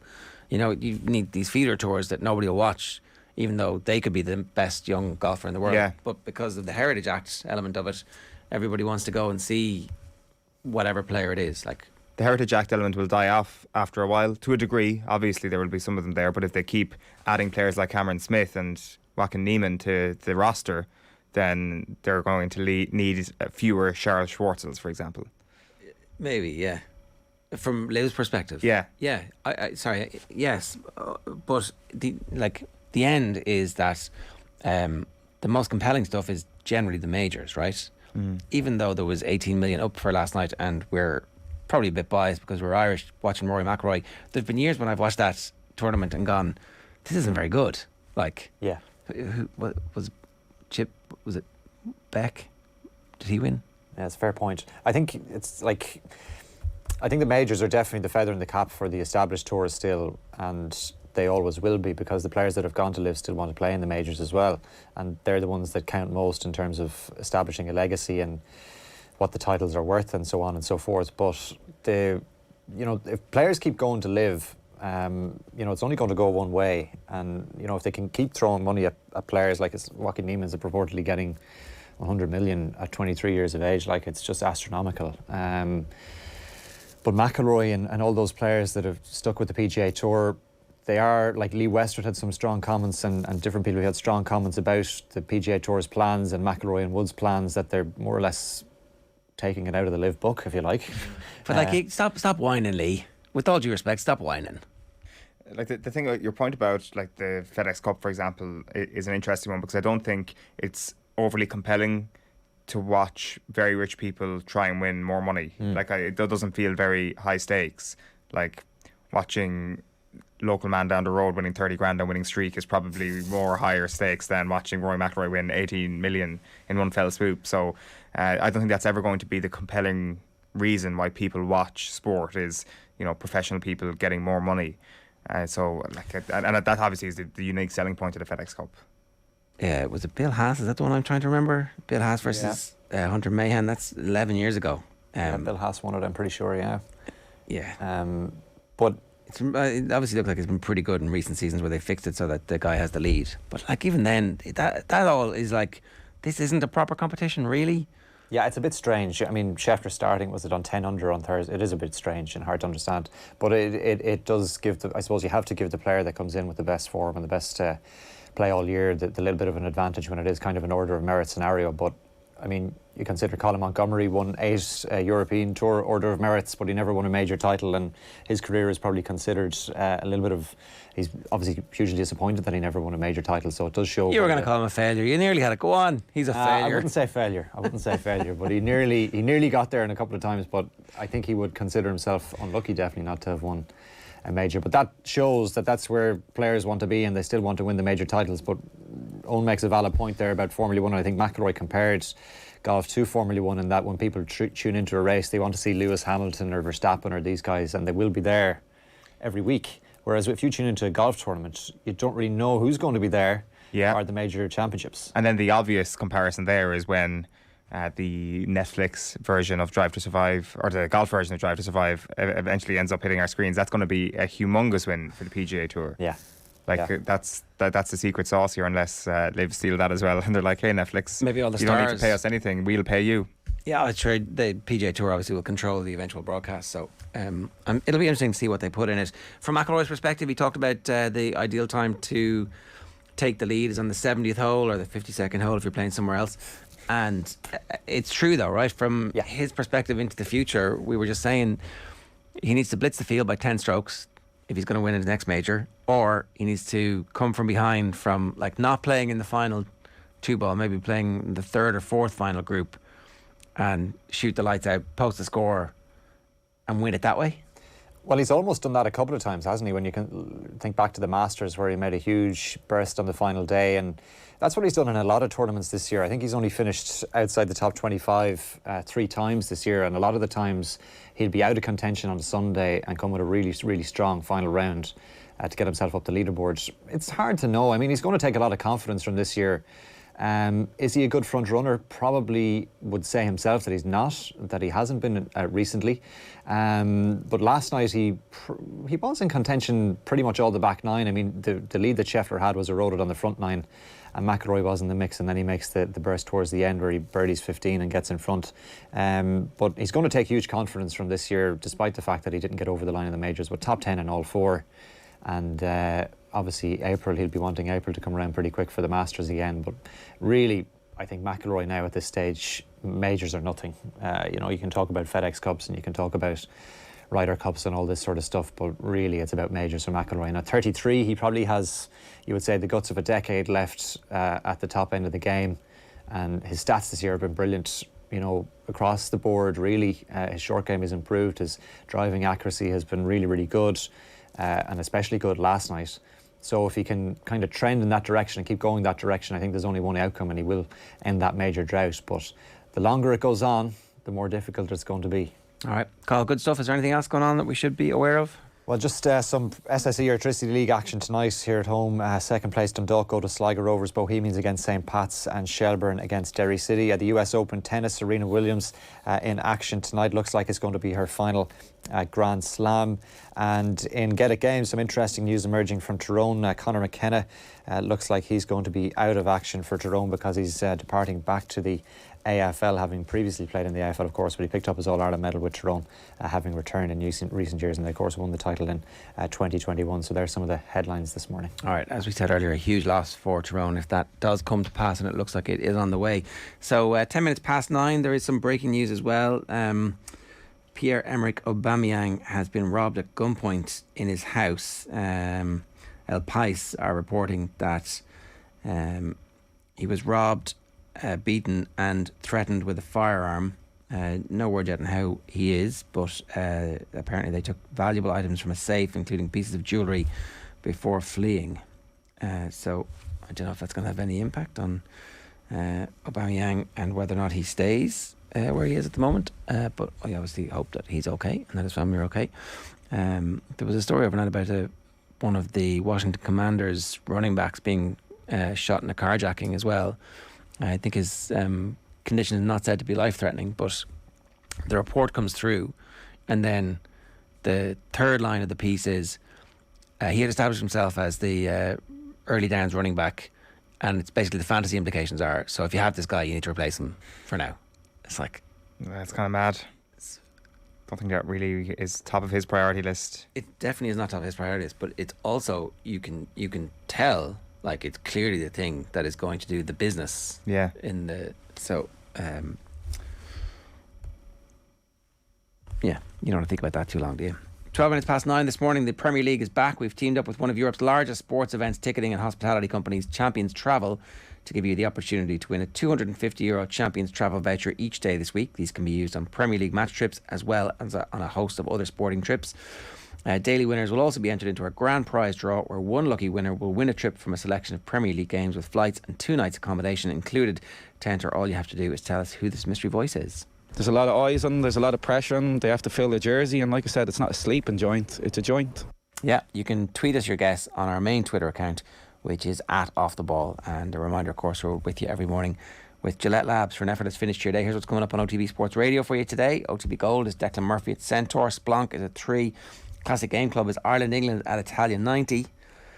OTB Gold at 6 is Dr. Harry Edwards talking about O.J. Simpson. And the show is live tonight with Johnny Ward in this very seat. You can follow us across all our social channels and make sure you subscribe on YouTube.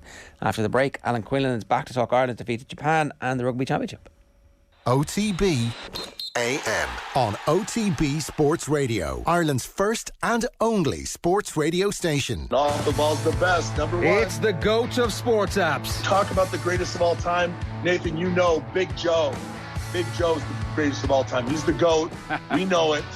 Every single time. Yes. Yes. It's tough going. It's tough for my ego. I'm going to say I'm the Djokovic of this scenario. I love it. Love it. This is OTB Sports Radio. Download the OTB Sports app now. If your business relies on a van, that wouldn't sound good. But this does. Get up to 75% off van insurance. Now available in FBD branches nationwide. FBD Insurance. Support. It's what we do. 75% no claims discount based on 5 years claims free. Available on new van policies. Used for farm or business purposes. Terms and conditions apply. Underwritten by FBD Insurance plc. FBD Insurance Group Limited, trading as FBD Insurance, is regulated by the Central Bank of Ireland. OTB AM. With Gillette. Get into your flow with the new Gillette Labs Razor with exfoliating bar. So absolutely remarkable scenes in the Rugby Championship. Argentina beat the All Blacks and Australia beat South Africa. Alan Quinlan is with us. Alan, good morning to you. How are you? Morning, lads. How are you? Topsy-turvy world of rugby at the moment. I don't think anybody had Argentina going to New Zealand and winning. After New Zealand getting their win and the monkey off the back, and they managed to beat South Africa, and okay, everything's grand, Joe Schmidt is in, let's go. And then Michael Cheika arrives and just pokes them in the eye and says, you forgot about us, didn't you? Yeah, it was a little bit surprising for everybody, but I think given what Argentina did the last time out at home to Australia, beating them 48-17, I think that was probably would have raised a few eyebrows, that performance as well. Scotland they won one test in Argentina, probably should have won the last test. They lost the series. So you're kind of trying to figure out over the summer where were Argentina, under Michael Cheika, Contepomi's back in there. Does it kind of dilute Ireland's performances a little bit over the summer? I'm not sure, but certainly there's issues with New Zealand rugby and that team, and it was a great match. There was a great bite, great intensity to it, and they struggled big time, New Zealand, with the breakdown and their discipline. Again, they seem to just give away a lot of penalties. So no love lost afterwards either. Michael Cheika was asked about. Ian Foster was talking about the referee, and he kind of fired back at Ian Foster, and particularly talking about the breakdown. Foster said that he was disappointed with Argentinian players not rolling away, slowing the ball down, and Cheika then says, well, he'd know all about it because they're experts at that. So it was interesting looking at to see Joe Schmidt in the coaching box for the first time as well, fully involved. But Argentina certainly kind of, that's the first time in their history that they've won in New Zealand, like Ireland in July. So, it was a fantastic win for them, but lots of issues and problems kind of arose again for New Zealand. What does it say about our wins there? Does it say that maybe we should rein ourselves in here? There's a very, very even rugby world at the moment, more even than it seems like it's ever been, and so whoever is in form next year in September, October is going to be the ones who win the World Cup, as opposed to be the best team in the world now for the next year and a half.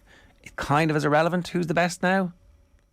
Yeah, it is, and it would like 2018. I think regarding reeling ourselves in, I think we've learned from that probably a few years ago when not publicly, everyone wasn't jumping, and certainly the team themselves weren't saying we're going to go and win a World Cup in 2019. But, the hype and the excitement is there, and it was a brilliant year for Ireland. We've gone over that so many times, winning in Australia, beating New Zealand in Dublin, England for a Grand Slam in Twickenham. You have to celebrate that. 19 then started with that loss to England in Dublin, and they kind of bruised and battered Ireland, and it ended up being a very, very disappointing year. Lots of kind of negativity around the team after that, and I think you talk about the international teams kind of evening themselves out, and they've been really competitive. It's crazy when you look at Australia. They were hammered in Argentina, and they were woeful. And you look at them at the weekend, beating South Africa. They were 25-3 up with 6 minutes to go. against the Springboks and looked brilliant. Their attack was superb. So there's no consistency there at the moment from any teams. New Zealand in South Africa, that game in Nelspruit, they were hammered. The week after in Johannesburg, they beat South Africa. So a lot of kind of unpredictable results at the moment. But there's one thing you'll always get against Argentina is competitiveness, desire, passion. They're going to be in your face all day, and that's just the nature of the character, the type of players. I think obviously they're very well coached as well. Buffelli kicked all his penalties and the conversion as well, and punished New Zealand for their lack of discipline and probably frustration. So New Zealand are in a place that, particularly with Ireland at home, and this loss at home, that that aura that we speak about is being chiseled away a little bit, and they're usually the dominant side who are kind of playing with pace, tempo, bullying the opposition, being really physical. And we've always kind of, if you're a rugby fan, you'd have to admire what the All Blacks, the standard that they set in their history and the dominance they've always had and the way they've played. But it's probably good for the game, but it's certainly not good if you're a New Zealand rugby fan at the moment, because another loss at home like this, it's 3 consecutive losses for the first time in their history. So they're kind of breaking all kinds of records. They've lost 6 of their last 8 test matches, which is, again, you have to kind of check yourself. And I had to go back and look at these results. There was, France, Ireland in November, 2 against Ireland in July. The loss in South Africa, and now the loss to Argentina. So 6 losses in 8 tests is something you don't kind of associate with them. I still think they have a lot of good players, and I still think they'll probably turn this around with better coaching and the changes that they've made.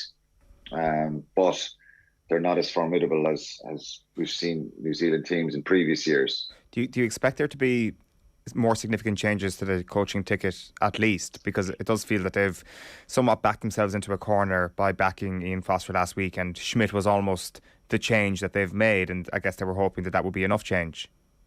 Yeah, well, they brought in a new forwards coach and defence coach as well, and Joe Schmidt coming in. So I don't think they're going to change anything at this stage, make any drastic sort of change, because they backed him to take him through to the end of the World Cup. So if you break it up again, it's more uncertainty. So I think they're going to have to try and stick together and probably learn that, they're not this dominant force as they were. And that's just the way the rugby world is kind of evening itself out a little bit.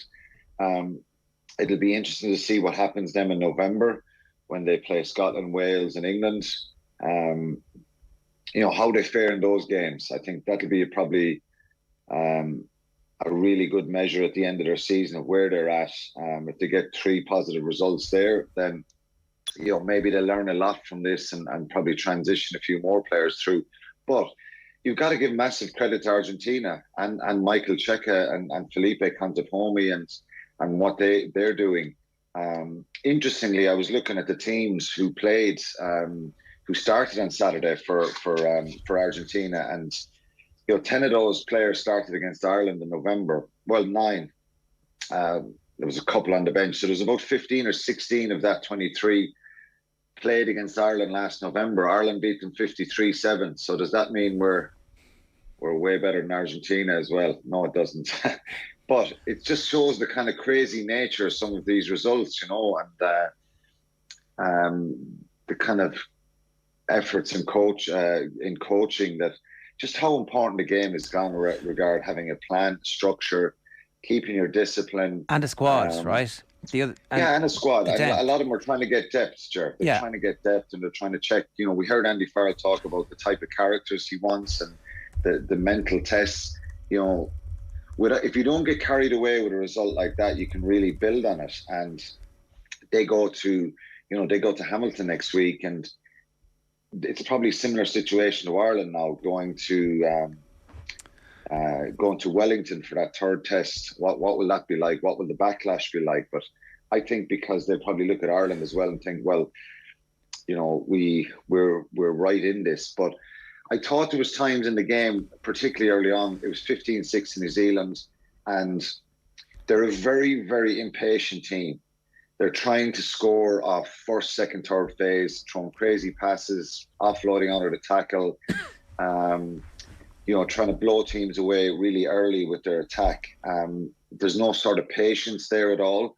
And I think they need to learn that. I still think they've got a lot of X-factor players, brilliant attack. They're not as good, obviously, up front as they would like to be, I think. And actually in the game on Saturday morning, it was their front five who actually played quite well. Their scrum and line-out was pretty dominant.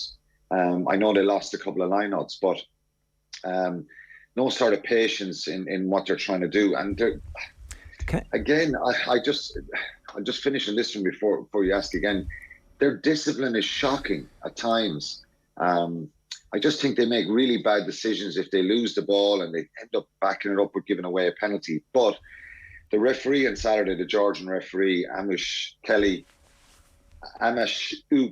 yeah, he's the guy who refereed. He's pretty inexperienced, the Georgian guy, and I just thought some of his decisions were pretty hard on New Zealand, and that's what Ian Foster was talking about after the game. But realistically, they've no one to blame only themselves. Well, that's the type of thing you can fix, though, right? And like, Joe Schmidt over a period of time turned Ireland into one of those teams that never conceded stupid penalties. We went from conceding loads to almost none. So it'd be interesting to see if he has an impact on that. I did want to bring up two other things.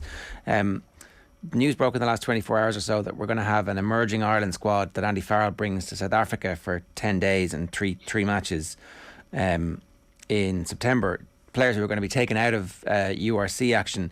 And when you were talking about the chaos that the Rugby Championship has been, like you look at the various teams that South Africa have put out, I don't think South Africa really mind if they win or lose the Rugby Championship if it comes down to the fact that they have 50 players who are of international standard when the World Cup happens. And it probably feels like Andy Farrell has decided, having had some success with the midweek tour or the midweek games in New Zealand, this is a really good opportunity for him to just get that next tier ready for when the inevitable injury crisis happens in time for the World Cup. And this, it seems like on the face of it, a really good idea. Yeah, it does seem like a really good idea. I know maybe some of the provinces won't be pleased, or the URC won't be pleased that these players are coming up. But look, the nature of September anyway is there's a lot of chopping and changing, and that's always happens with the league, and nobody has a full side or are fully bedded back in having a full side. So, obviously the RFU are the bosses, and the provinces, of course, will work with them in that. And in principle, it's a very good idea. I think getting a group together, getting some more kind of togetherness, coaching, implementing what kind of structures and depth into the squad would be a very, very good idea. And obviously going to South Africa, I'm not sure who they're going to play yet or what the fixtures are, but again, getting a group away on tour, and similar to the Ireland women's team going to Japan, the benefits of going on tour and being together, getting to know people around you, and building your confidence, self-belief, and working with the coaches kind of, from 7 or 8 o'clock in the morning till 10 o'clock at night if you want, because you're in the hotel, you're together, you can have little one-on-one meetings, you can change habits of players. I think that will be hugely beneficial for that next group. And I think that's the probably the biggest area that Ireland needs to keep pushing on, and every side does. I think Australia are very stretched at the moment, and they're actually doing pretty okay. That result of the weekend, obviously, against South Africa, but they have a lot of injuries. They have a lot of kind of perceived second string players playing for them and doing really well. So for us, it's about depth and getting players who are comfortable in that really big kind of pressurized environment, and making good decisions under pressure. In fairness, that we would always have been critical of the IRFU's insistence that the first team must play every game in the Six Nations, and we must always treat those as must-win fixtures. If you're trying to develop a squad for the World Cup, you can't do that. And here, at least, they're putting their money where their mouth is, and they're sending the team to South Africa with the head coach and presumably the full coaching ticket to give them the opportunity to get more exposure, so that at least if there is a crisis down the line, he'll have had access, and they will know what the demands of being in the international setup are much better than if they were like coming to training in Carton House and then getting shuffled back out for the weekends. It's just different. They're playing the Griquas, the Cheetahs and the Pumas in 10 days, so it'll be interesting to see exactly what the crack is with that. You mentioned there the benefits of the tour and being with the coaching ticket. We were talking to Niamh Briggs over the last couple of weeks from Japan, and she was making that point too, that going on tour with the team and the setup allowed them to have a much bigger influence over the players. Unfortunately, they couldn't back up the first brilliant performance with a second win, and that's also, I think, maybe something that we have to accept with the women's game at the moment, the national side, that it's not going to be a straight line in terms of success for the group. Yeah, I think after winning the first test so dominantly, and I suppose the feel-good factor of that result, and I've been following kind of the tour diaries online and videos they put up, and they seem like they're having a brilliant time. It's a new environment for all of them, really. And again, like I mentioned a minute ago, you have the coaches around all the time. You're in a hotel, you can do little videos, you can do walkthroughs, you can do one-on-one meetings, the players can chat with each other, they can really work on their skill development. The amount of work and benefit you get, and we often see some of the GEA teams, Ger, going away for 3 days, and honestly, the amount of work you can get done in that period of time, as opposed to meeting up for a training session, trying to put meetings at the end of it, people are traveling home, they've got to go back to their families. When you're away from home, you can really switch on, and this is a new kind of scenario for them. And it was a brilliant tour to level the series. I think Greg McWilliams himself said after the game that they didn't really fire a shot in that second test. There was probably reasons for that. First of all, Japan were always going to bounce back, as it happens in sport, and come out with probably more of an aggressive approach.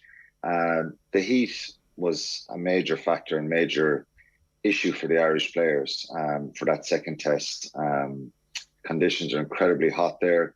It's unbelievably humid. I think emotionally, having that kind of high pitch the week before, learning about how you become really ruthless and back it up is something that comes with experience in all sports, how you deal with that. But lots of positive. I think the set pieces were very strong throughout the tour. Skill development needs to improve more, for sure. I think we saw some brilliant tries in that first test, and even in the second test, the 2 tries they scored. I think the catch pass, the speed of delivery. I think Japan, their breakdown was superb in that second test, and probably if you were looking at a team as how you want to attack, it's unfortunately Ireland could look at Japan, what they did, and the catch pass, the speed of it was phenomenal at times, and they just cut Ireland open at times, and they didn't get their defensive line sorted. So, and you could kind of go into the technical details of what they did wrong in that second test, but overall I think it was a very positive experience, and the performance in the first test was brilliant. But like most of the players said themselves in the interviews, they've got to learn from that and be able to back it up and find a way to hold on to the ball and kind of limit your mistakes, and bring that execution and back it up from the week before. So 9 new players capped as well. So, again, Greg Williams and Niamh Briggs are trying to get some depth in the squad. But I think a really, really big positive couple of weeks for the Irish players, and lots of them can look forward to getting contracts now and preparing in a different way around nutrition and full-time training. So it's a game changer, really. From where we were a year ago, they're in a really good place, and I think there's lots of positives to take out of it. All right, Alan, good stuff. Thanks a million for joining us. Cheers. Cheers, lads. It's 9:33 this morning. That's Alan Quinlan. They're giving us his thoughts. A reminder, we're brought to you live each morning by Gillette Labs for an effortless finish to your day. One quick rugby comment for you. Conor Joyce says the next implosion at the World Cup will be one of the best yet. Is Ireland beating New Zealand still the best sporting achievement this country has seen? Well, if they win the World Cup next year, they'll probably knock it off its perch. Sorry, making a semi-final next year will probably knock it off its perch. So it's still in at number 1 for now. A few wins and all the dummies. Oh, I've done that one, sorry. Good morning, lads. My second last day tune. I've done that one too, yeah. United playing this weekend and aren't in the red. Light the beacons. Things have changed. Yeah, no Manchester United performance rankings. Things are different. Eoin leaving Cork footballers out of his top 12 next year and then scuttling off before they show him up by blazing into the top 10. Typical, says Owen Hurley. Yeah, that was the day it was all done, really. What's your biggest fear? That's my biggest, like beyond the entire population. If Kerry are in an All-Ireland final, will you have to come home for that? Yeah, definitely. I was actually going to say the population of Ireland being wiped out by these new poisonous spiders that you were talking about earlier. That's probably my biggest fear. But a close second is Kerry not winning the All-Ireland next year. It's that would be a sleepless night proposition. So, would you come home for a semi-final? Oh yeah. Oh, you can't. What do you mean I can't? You can't be coming home for a football match. But no, I would like plan like a prolonged period of being around. You know, I wouldn't just like fly in and fly out. So your trip's over. Bad for the environment.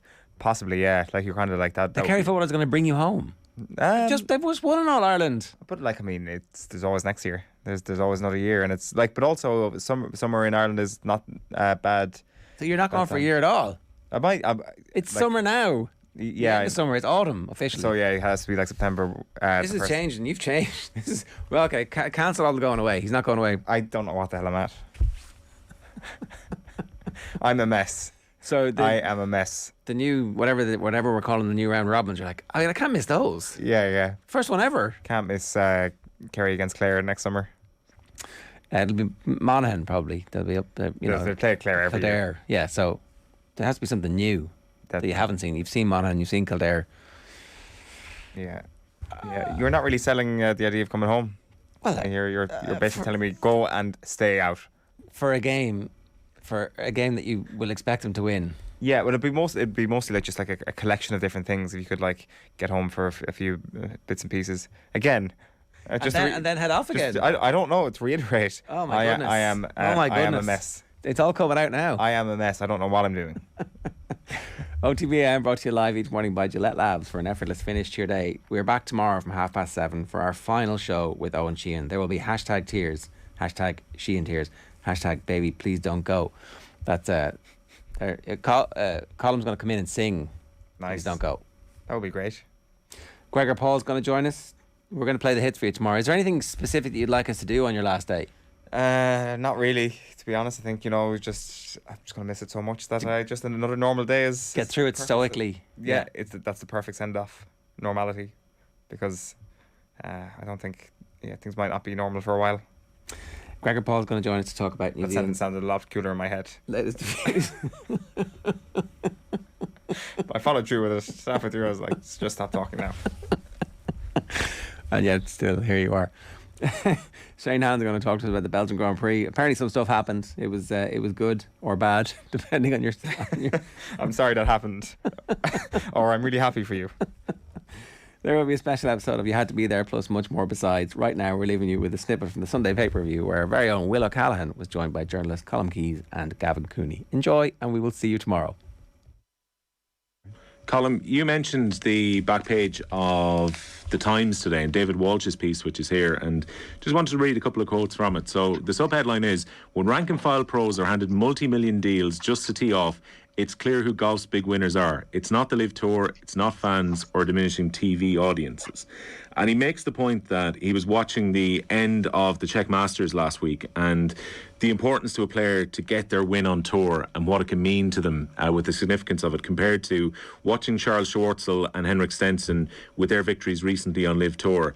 Is making the point that they were, quote, calm and understated. So much so, I wondered if their contracts with Live meant that the prize money was offset against their signing on fees. The point here is when golfers get multi-million-dollar contracts just to tee it up, we lose, and though enriched, they too lose as well. If we don't need a win, why would we want to watch them?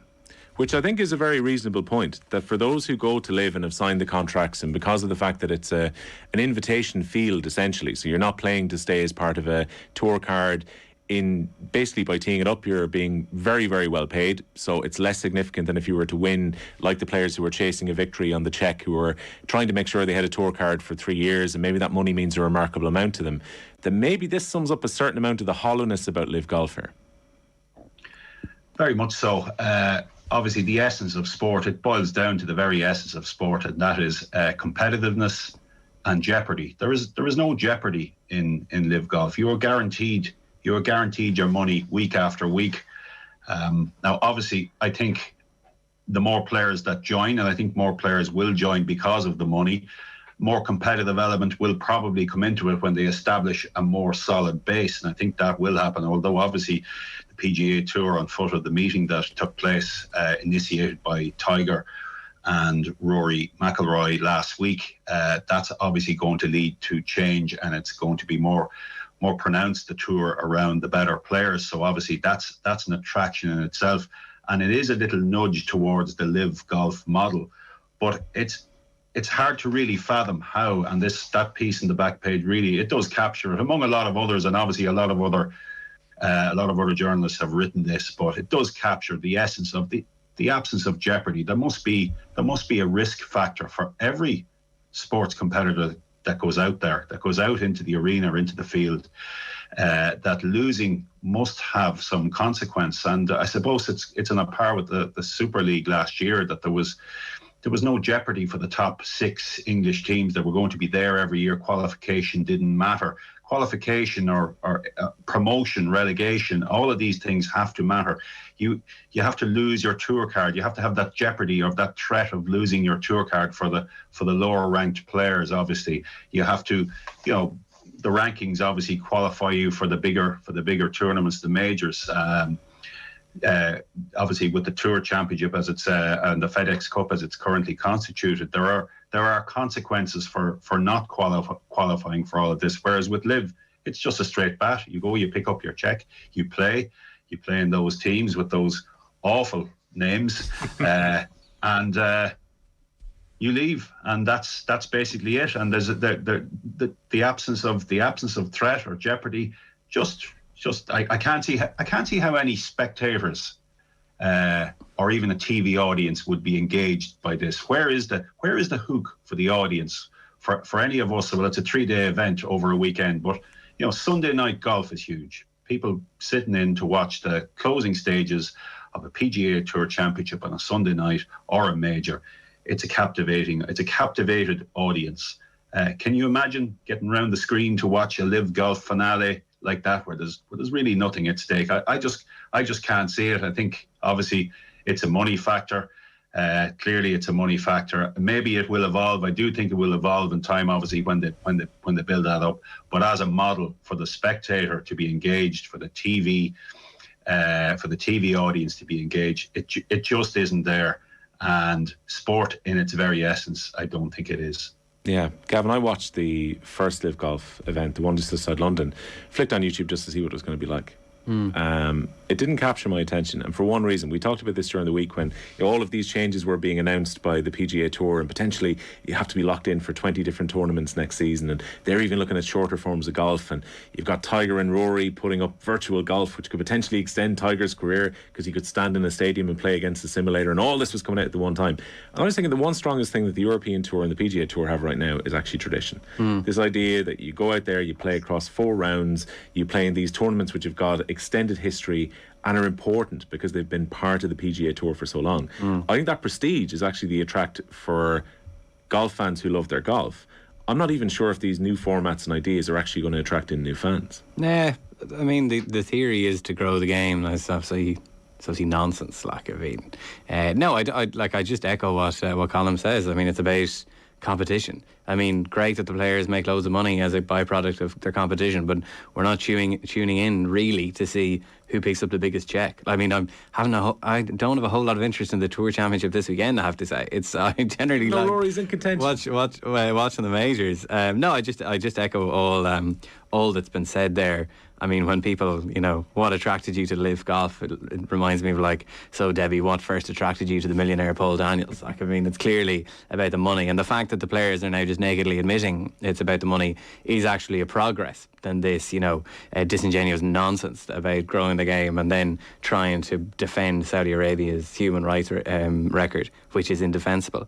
I haven't read too much about the PGA Tour's changes, but it sounds like from what you just said, Tiger Woods has basically just invented a form of golf that he can continue to play. Is that what's just happened? That's one of them. So basically a whole load of information came out in the one day on, I think it was either Tuesday or Wednesday. So the PGA Tour were looking at potentially having, they could maybe incorporate shotgun starts. They could maybe potentially go for shorter forms. And this is almost like a direct kickback to Live. So it's like, if you guys find this entertaining, maybe we can provide this too. And also they want to guarantee that their players are available for more tournaments throughout the season. And that even caught John Ram out a little bit at Eastlake yesterday when he was questioned about it. He's like, I have to play 20 tournaments next year and I have to qualify for the Ryder Cup, so I'm going to be in Europe quite a bit, and I've only played 17 this year, so there's still a bit to be ironed out in that regard. But the virtual golf, you may well have seen the Twitter video which went up, which is in a very early concept stage, and I'm sure they've 18 months to get this right. They can probably make it a lot better, but the idea would be that golfers could go and play effectively a showdown inside a stadium.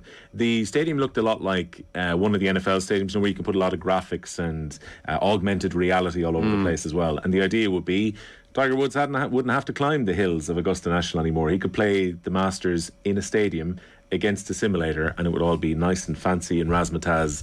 And basically, you've got Rory McIlroy, Tiger Woods, two of the biggest stars of the game, who'd be behind this. Cool. Well, I'd have to think more about it. Initially, I hate that idea. That is absolutely no attraction to me whatsoever.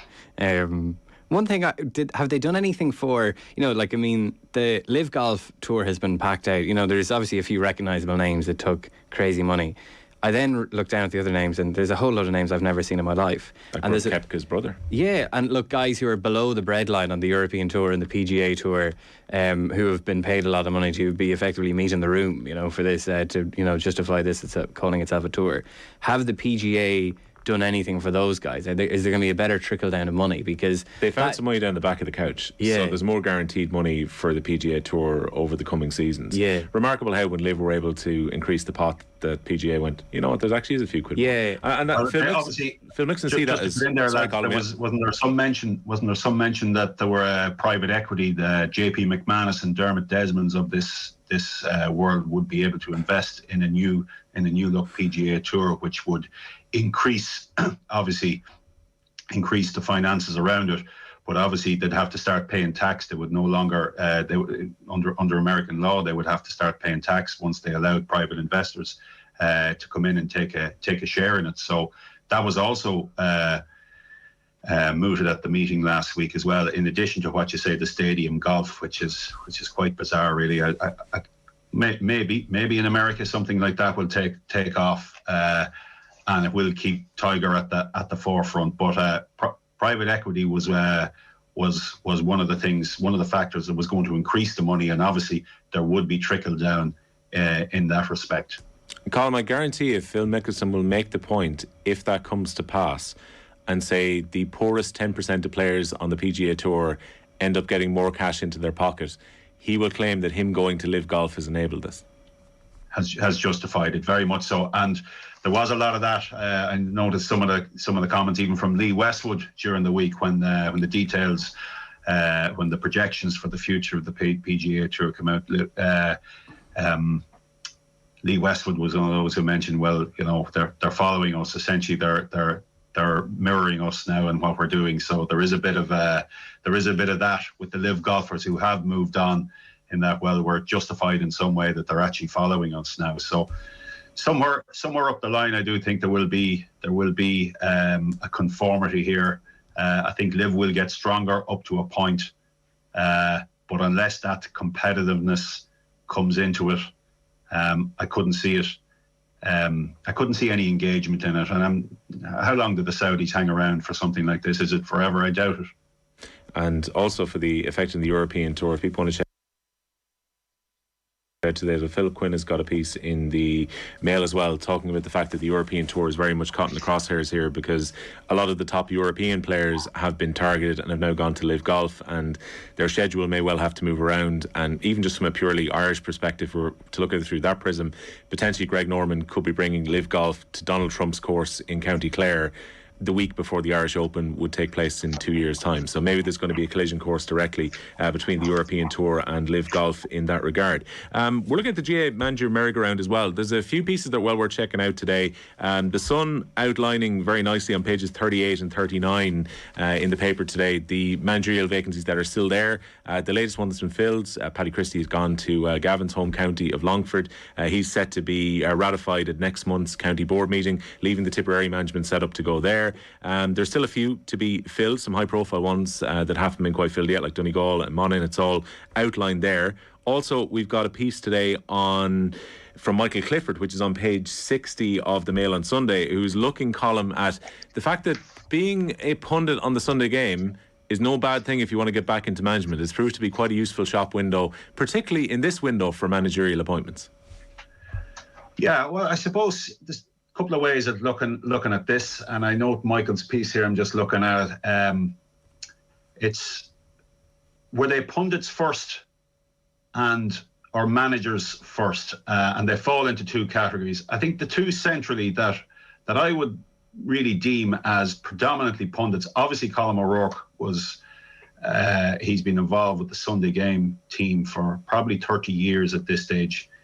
He was certainly there as a player in 1991. So he has very much, in terms of intercounty, he's very much been pundit first. And obviously, at almost 65 years of age, this is his first intercounty senior management job. And also Kevin McStay has been with the Sunday Game a long, long time. Now, obviously, Kevin was involved with Mayo as a team trainer in 1995 and did go for the job after that. But he was essentially involved with clubs around Roscommon and indeed Mayo for much of his time. But predominantly, we know the two of them as Sunday Game pundits, whereas the rest that Michael mentions, you could say they're managers. They're managers almost first really, and incidentally pundits after that. So I would classify them in two categories. But there has been quite a movement from the couch this year back onto the sideline. He mentions Tomás O'Shea here, who was obviously went last year to Offaly, having spent 4 or 5 years perhaps in the Sunday Game studio and in the commentary box. He went to Offaly and has now gone to the Kerry under-20s.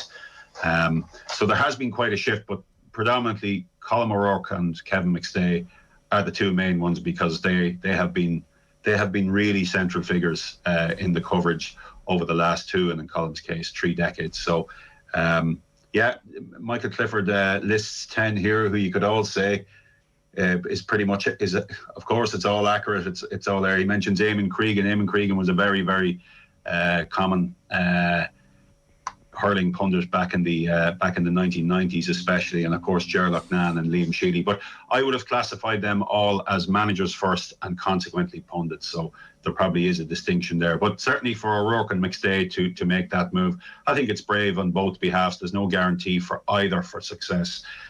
Kevin is obviously has a better chance with Mayo. Colm O'Rourke has taken on me the time when there's absolutely no guarantee of any progress really. So it's a little bit of a shot in the dark for him, whereas obviously Mayo are a lot closer to the top and are likely Connacht winners at any stage over the 4 years that he will be there, to give him some platform, whereas I would very much doubt Meath will even win a provincial title in the time that Colm will be there, because of obviously Dublin's continuing dominance. So they're in contrast in some ways, but I do think Kevin McStay obviously would be better placed. I want to ask both of you about Mick Foley's piece about Kevin McStay and Mayo in a second, but Gavin, did I see in the corner of my eye, was that you moving the newspaper, or was that you celebrating the fact that Paddy Christie is now the Longford boss? I'll say moving the newspaper, given I'm an independent journalist here. But happy with the appointment? Yeah, I'm sure I am. Yeah, it's just like, I don't know. I mean, I don't follow Gaelic football very closely, I have to say, through work. But it looks good appointment by Longford, and this guy has got a very good track record. There you go. He was just moving the newspaper, folks. These jobs are really, really difficult to fill for certain counties. And you're mentioning Kevin McStay. You're about to talk to Kevin McStay and Michael Foley's piece in the Sunday Times. At that level, it's probably a lot easier to get a manager. And if you just look at the interest that was in the Mayo management job, 4 candidates, all stacked with really strong backroom teams. Among them, actually, Paddy Christie, the new Longford manager, who was part of Declan Shaw's team. But if you look at the level of candidacy that was there for Mayo in terms of backrooms, really impressive. Whereas a number of counties are really, really struggling to fill these vacancies. And there's pressure on officials even to get some people to pick up a phone and answer them, to reject them or to push them back in ways. That's even a challenge for some counties. There is a very, very small pool of good coaches, and these are difficult jobs. And I would certainly detect that vacancies at a certain level are becoming increasingly difficult to fill. There are still a number outstanding. I think Monaghan will be filled very, very soon. If not today, well then tomorrow, I would imagine that appointment will be completed. But if you go to Wexford, you know, their manager has Shane Roach stepped down some weeks ago. If you look at Longford and Down last year, it took them until November to fill their vacancies, having both managers having vacated by memory. Certainly Paddy Talley quit last June, and it took until November at least for James McCartan for that vacancy to be filled. Now, obviously, Down and Longford have gone about their business much quicker this time, but other counties will be left struggling to fill those vacancies into September and October, I would think, because there isn't a huge pool out there to do them. Yeah, Colm, I was just thinking when it comes to that, even when it goes to Longford, we had Billy O'Loughlin on with us on OTB AM before he left his position in Longford, and he was making that very point that if you go into a county whereby, and even Wexford will be a similar case, where it's almost like the Leinster Championship feels like it's a rung way too high to try and get over. So therefore, you're hoping to get a win or a good draw in Leinster, but realistically, you're probably looking at the Tailteann if you're a Division 3 or Division 4 team. Even just from a motivation point of view for a manager coming in, that's a difficult ask from the outset. It is, but the provincial championships will be a little bit more diminished next year because they'll be run off even quicker than what they're being run off at present. They have to be condensed even more. So there'll be little gaps between that. I think it'll be week on week when the schedule appears. It'll be week on week almost, and maybe a 2-week break to the final before the Sam Maguire round robin and the Tailteann Cup round robin kicks in, and that's really where the action will be for at both levels.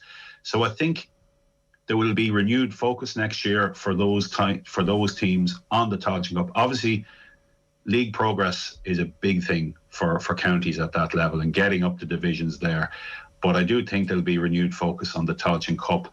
I think Westmeath's win and the way they celebrated and the way they embraced it is a real pointer as to what will happen certainly in the short-term future around the Tailteann Cup. It's not going to be a repeat business. I don't think you get the same enthusiasm for it if Westmeath were to drop back down in a couple of years' time and go and win it. I don't think it would be the same. But for certain counties, I do think it is a genuine path now and a genuine North Star for them to go and pursue, because the provincial championships are really, really only a stepping stone now, much more so than they have been at any stage. And I think that will become quite apparent next year with the scheduling and the emphasis and the priority that the round robin in both Tailteann Cup and Sam Maguire will have. Yeah, Westmeath, one of those teams now looking for a manager as of yesterday, with Jack Cooney stepping down for a new role with the GA as well. Gavin, we want to have a look at Michael Foley's piece then. He's looking at Kevin McStay, the new management team, what they could potentially achieve. Page 12 of the Sunday Times today, it's "The New Messiah" is the headline we have here. Yeah, reminds me of the line from Life of Brian, "He's not the Messiah," because I've followed a few of them in my time. Right, it's interesting stuff. I mean, first of all, I just found a line by Rob Murphy very funny when Mick makes the point that with such granular local coverage across nearly 2 months of this race to become Mayo manager, are the media also feeding the beast? And Rob says, "I think it helps keep it from spiralling out of control. People can't stop thinking about this. Therapists will tell you it's better to talk," which is a lovely little insight into the importance of Mayo football in the county of Mayo.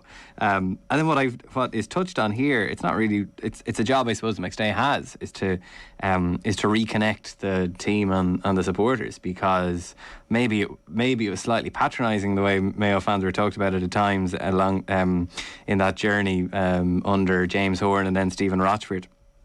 And Holmes and Kennelly as well, just how loyal they were and how loud they were and what great supporters they were, and it seems to have really fractured in the aftermath of that defeat to Tyrone. I think there's a line in here about there was a sense that All-Ireland final in 2021 was being served up for them on a silver platter and they missed it, and there seems to be that there was a real kind of sourness after that. So I was just interested to see that. I always felt like people would talk about in those years when Mayo were building heartbreak upon heartbreak, like how tough it must be to be a Mayo fan. But honestly, I think it was better to be a Mayo fan than the fan of 30 other counties in the country. Like, the journey is really what it's about, and the journeys were always really epic. They make the point here, God, there's 15,000 in Ennis for a qualifier against Clare.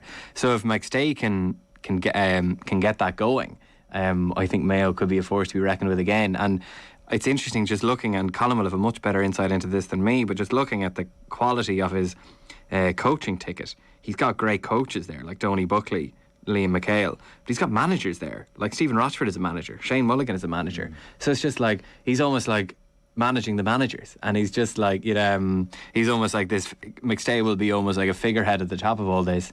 McStay is a superb communicator. So from that point of view, I think he's a great choice for the role. Whether May have the squad or the players to compete next year or at any point under McStay's leadership, I don't know. I mean, I'd guess that they would, because the standard isn't what it was. But I'll defer to Colin on those questions, because he's much better placed to answer than me. But I really like McStay. I really hope it's successful for him, and really can't wait to see how it goes. Yeah, Colin, in many ways, McStay is the figurehead of a huge management team here, and increasingly we saw the piece last weekend about Kerry's management team and the amount of experts that they brought in and what's required, and the stockpiling which is required in this Cold War at the very top of Gaelic football in particular. And it's true of hurling as well. When you look at the strength, particularly of Limerick's backroom team, it now becomes much more than just a manager who picks a few selectors and goes out and trains the team. This is now, as we saw in this Mayo situation, you need an elite backroom team if you're going to compete. OTB AM. With Gillette. Get into your flow with the new Gillette Labs Razor.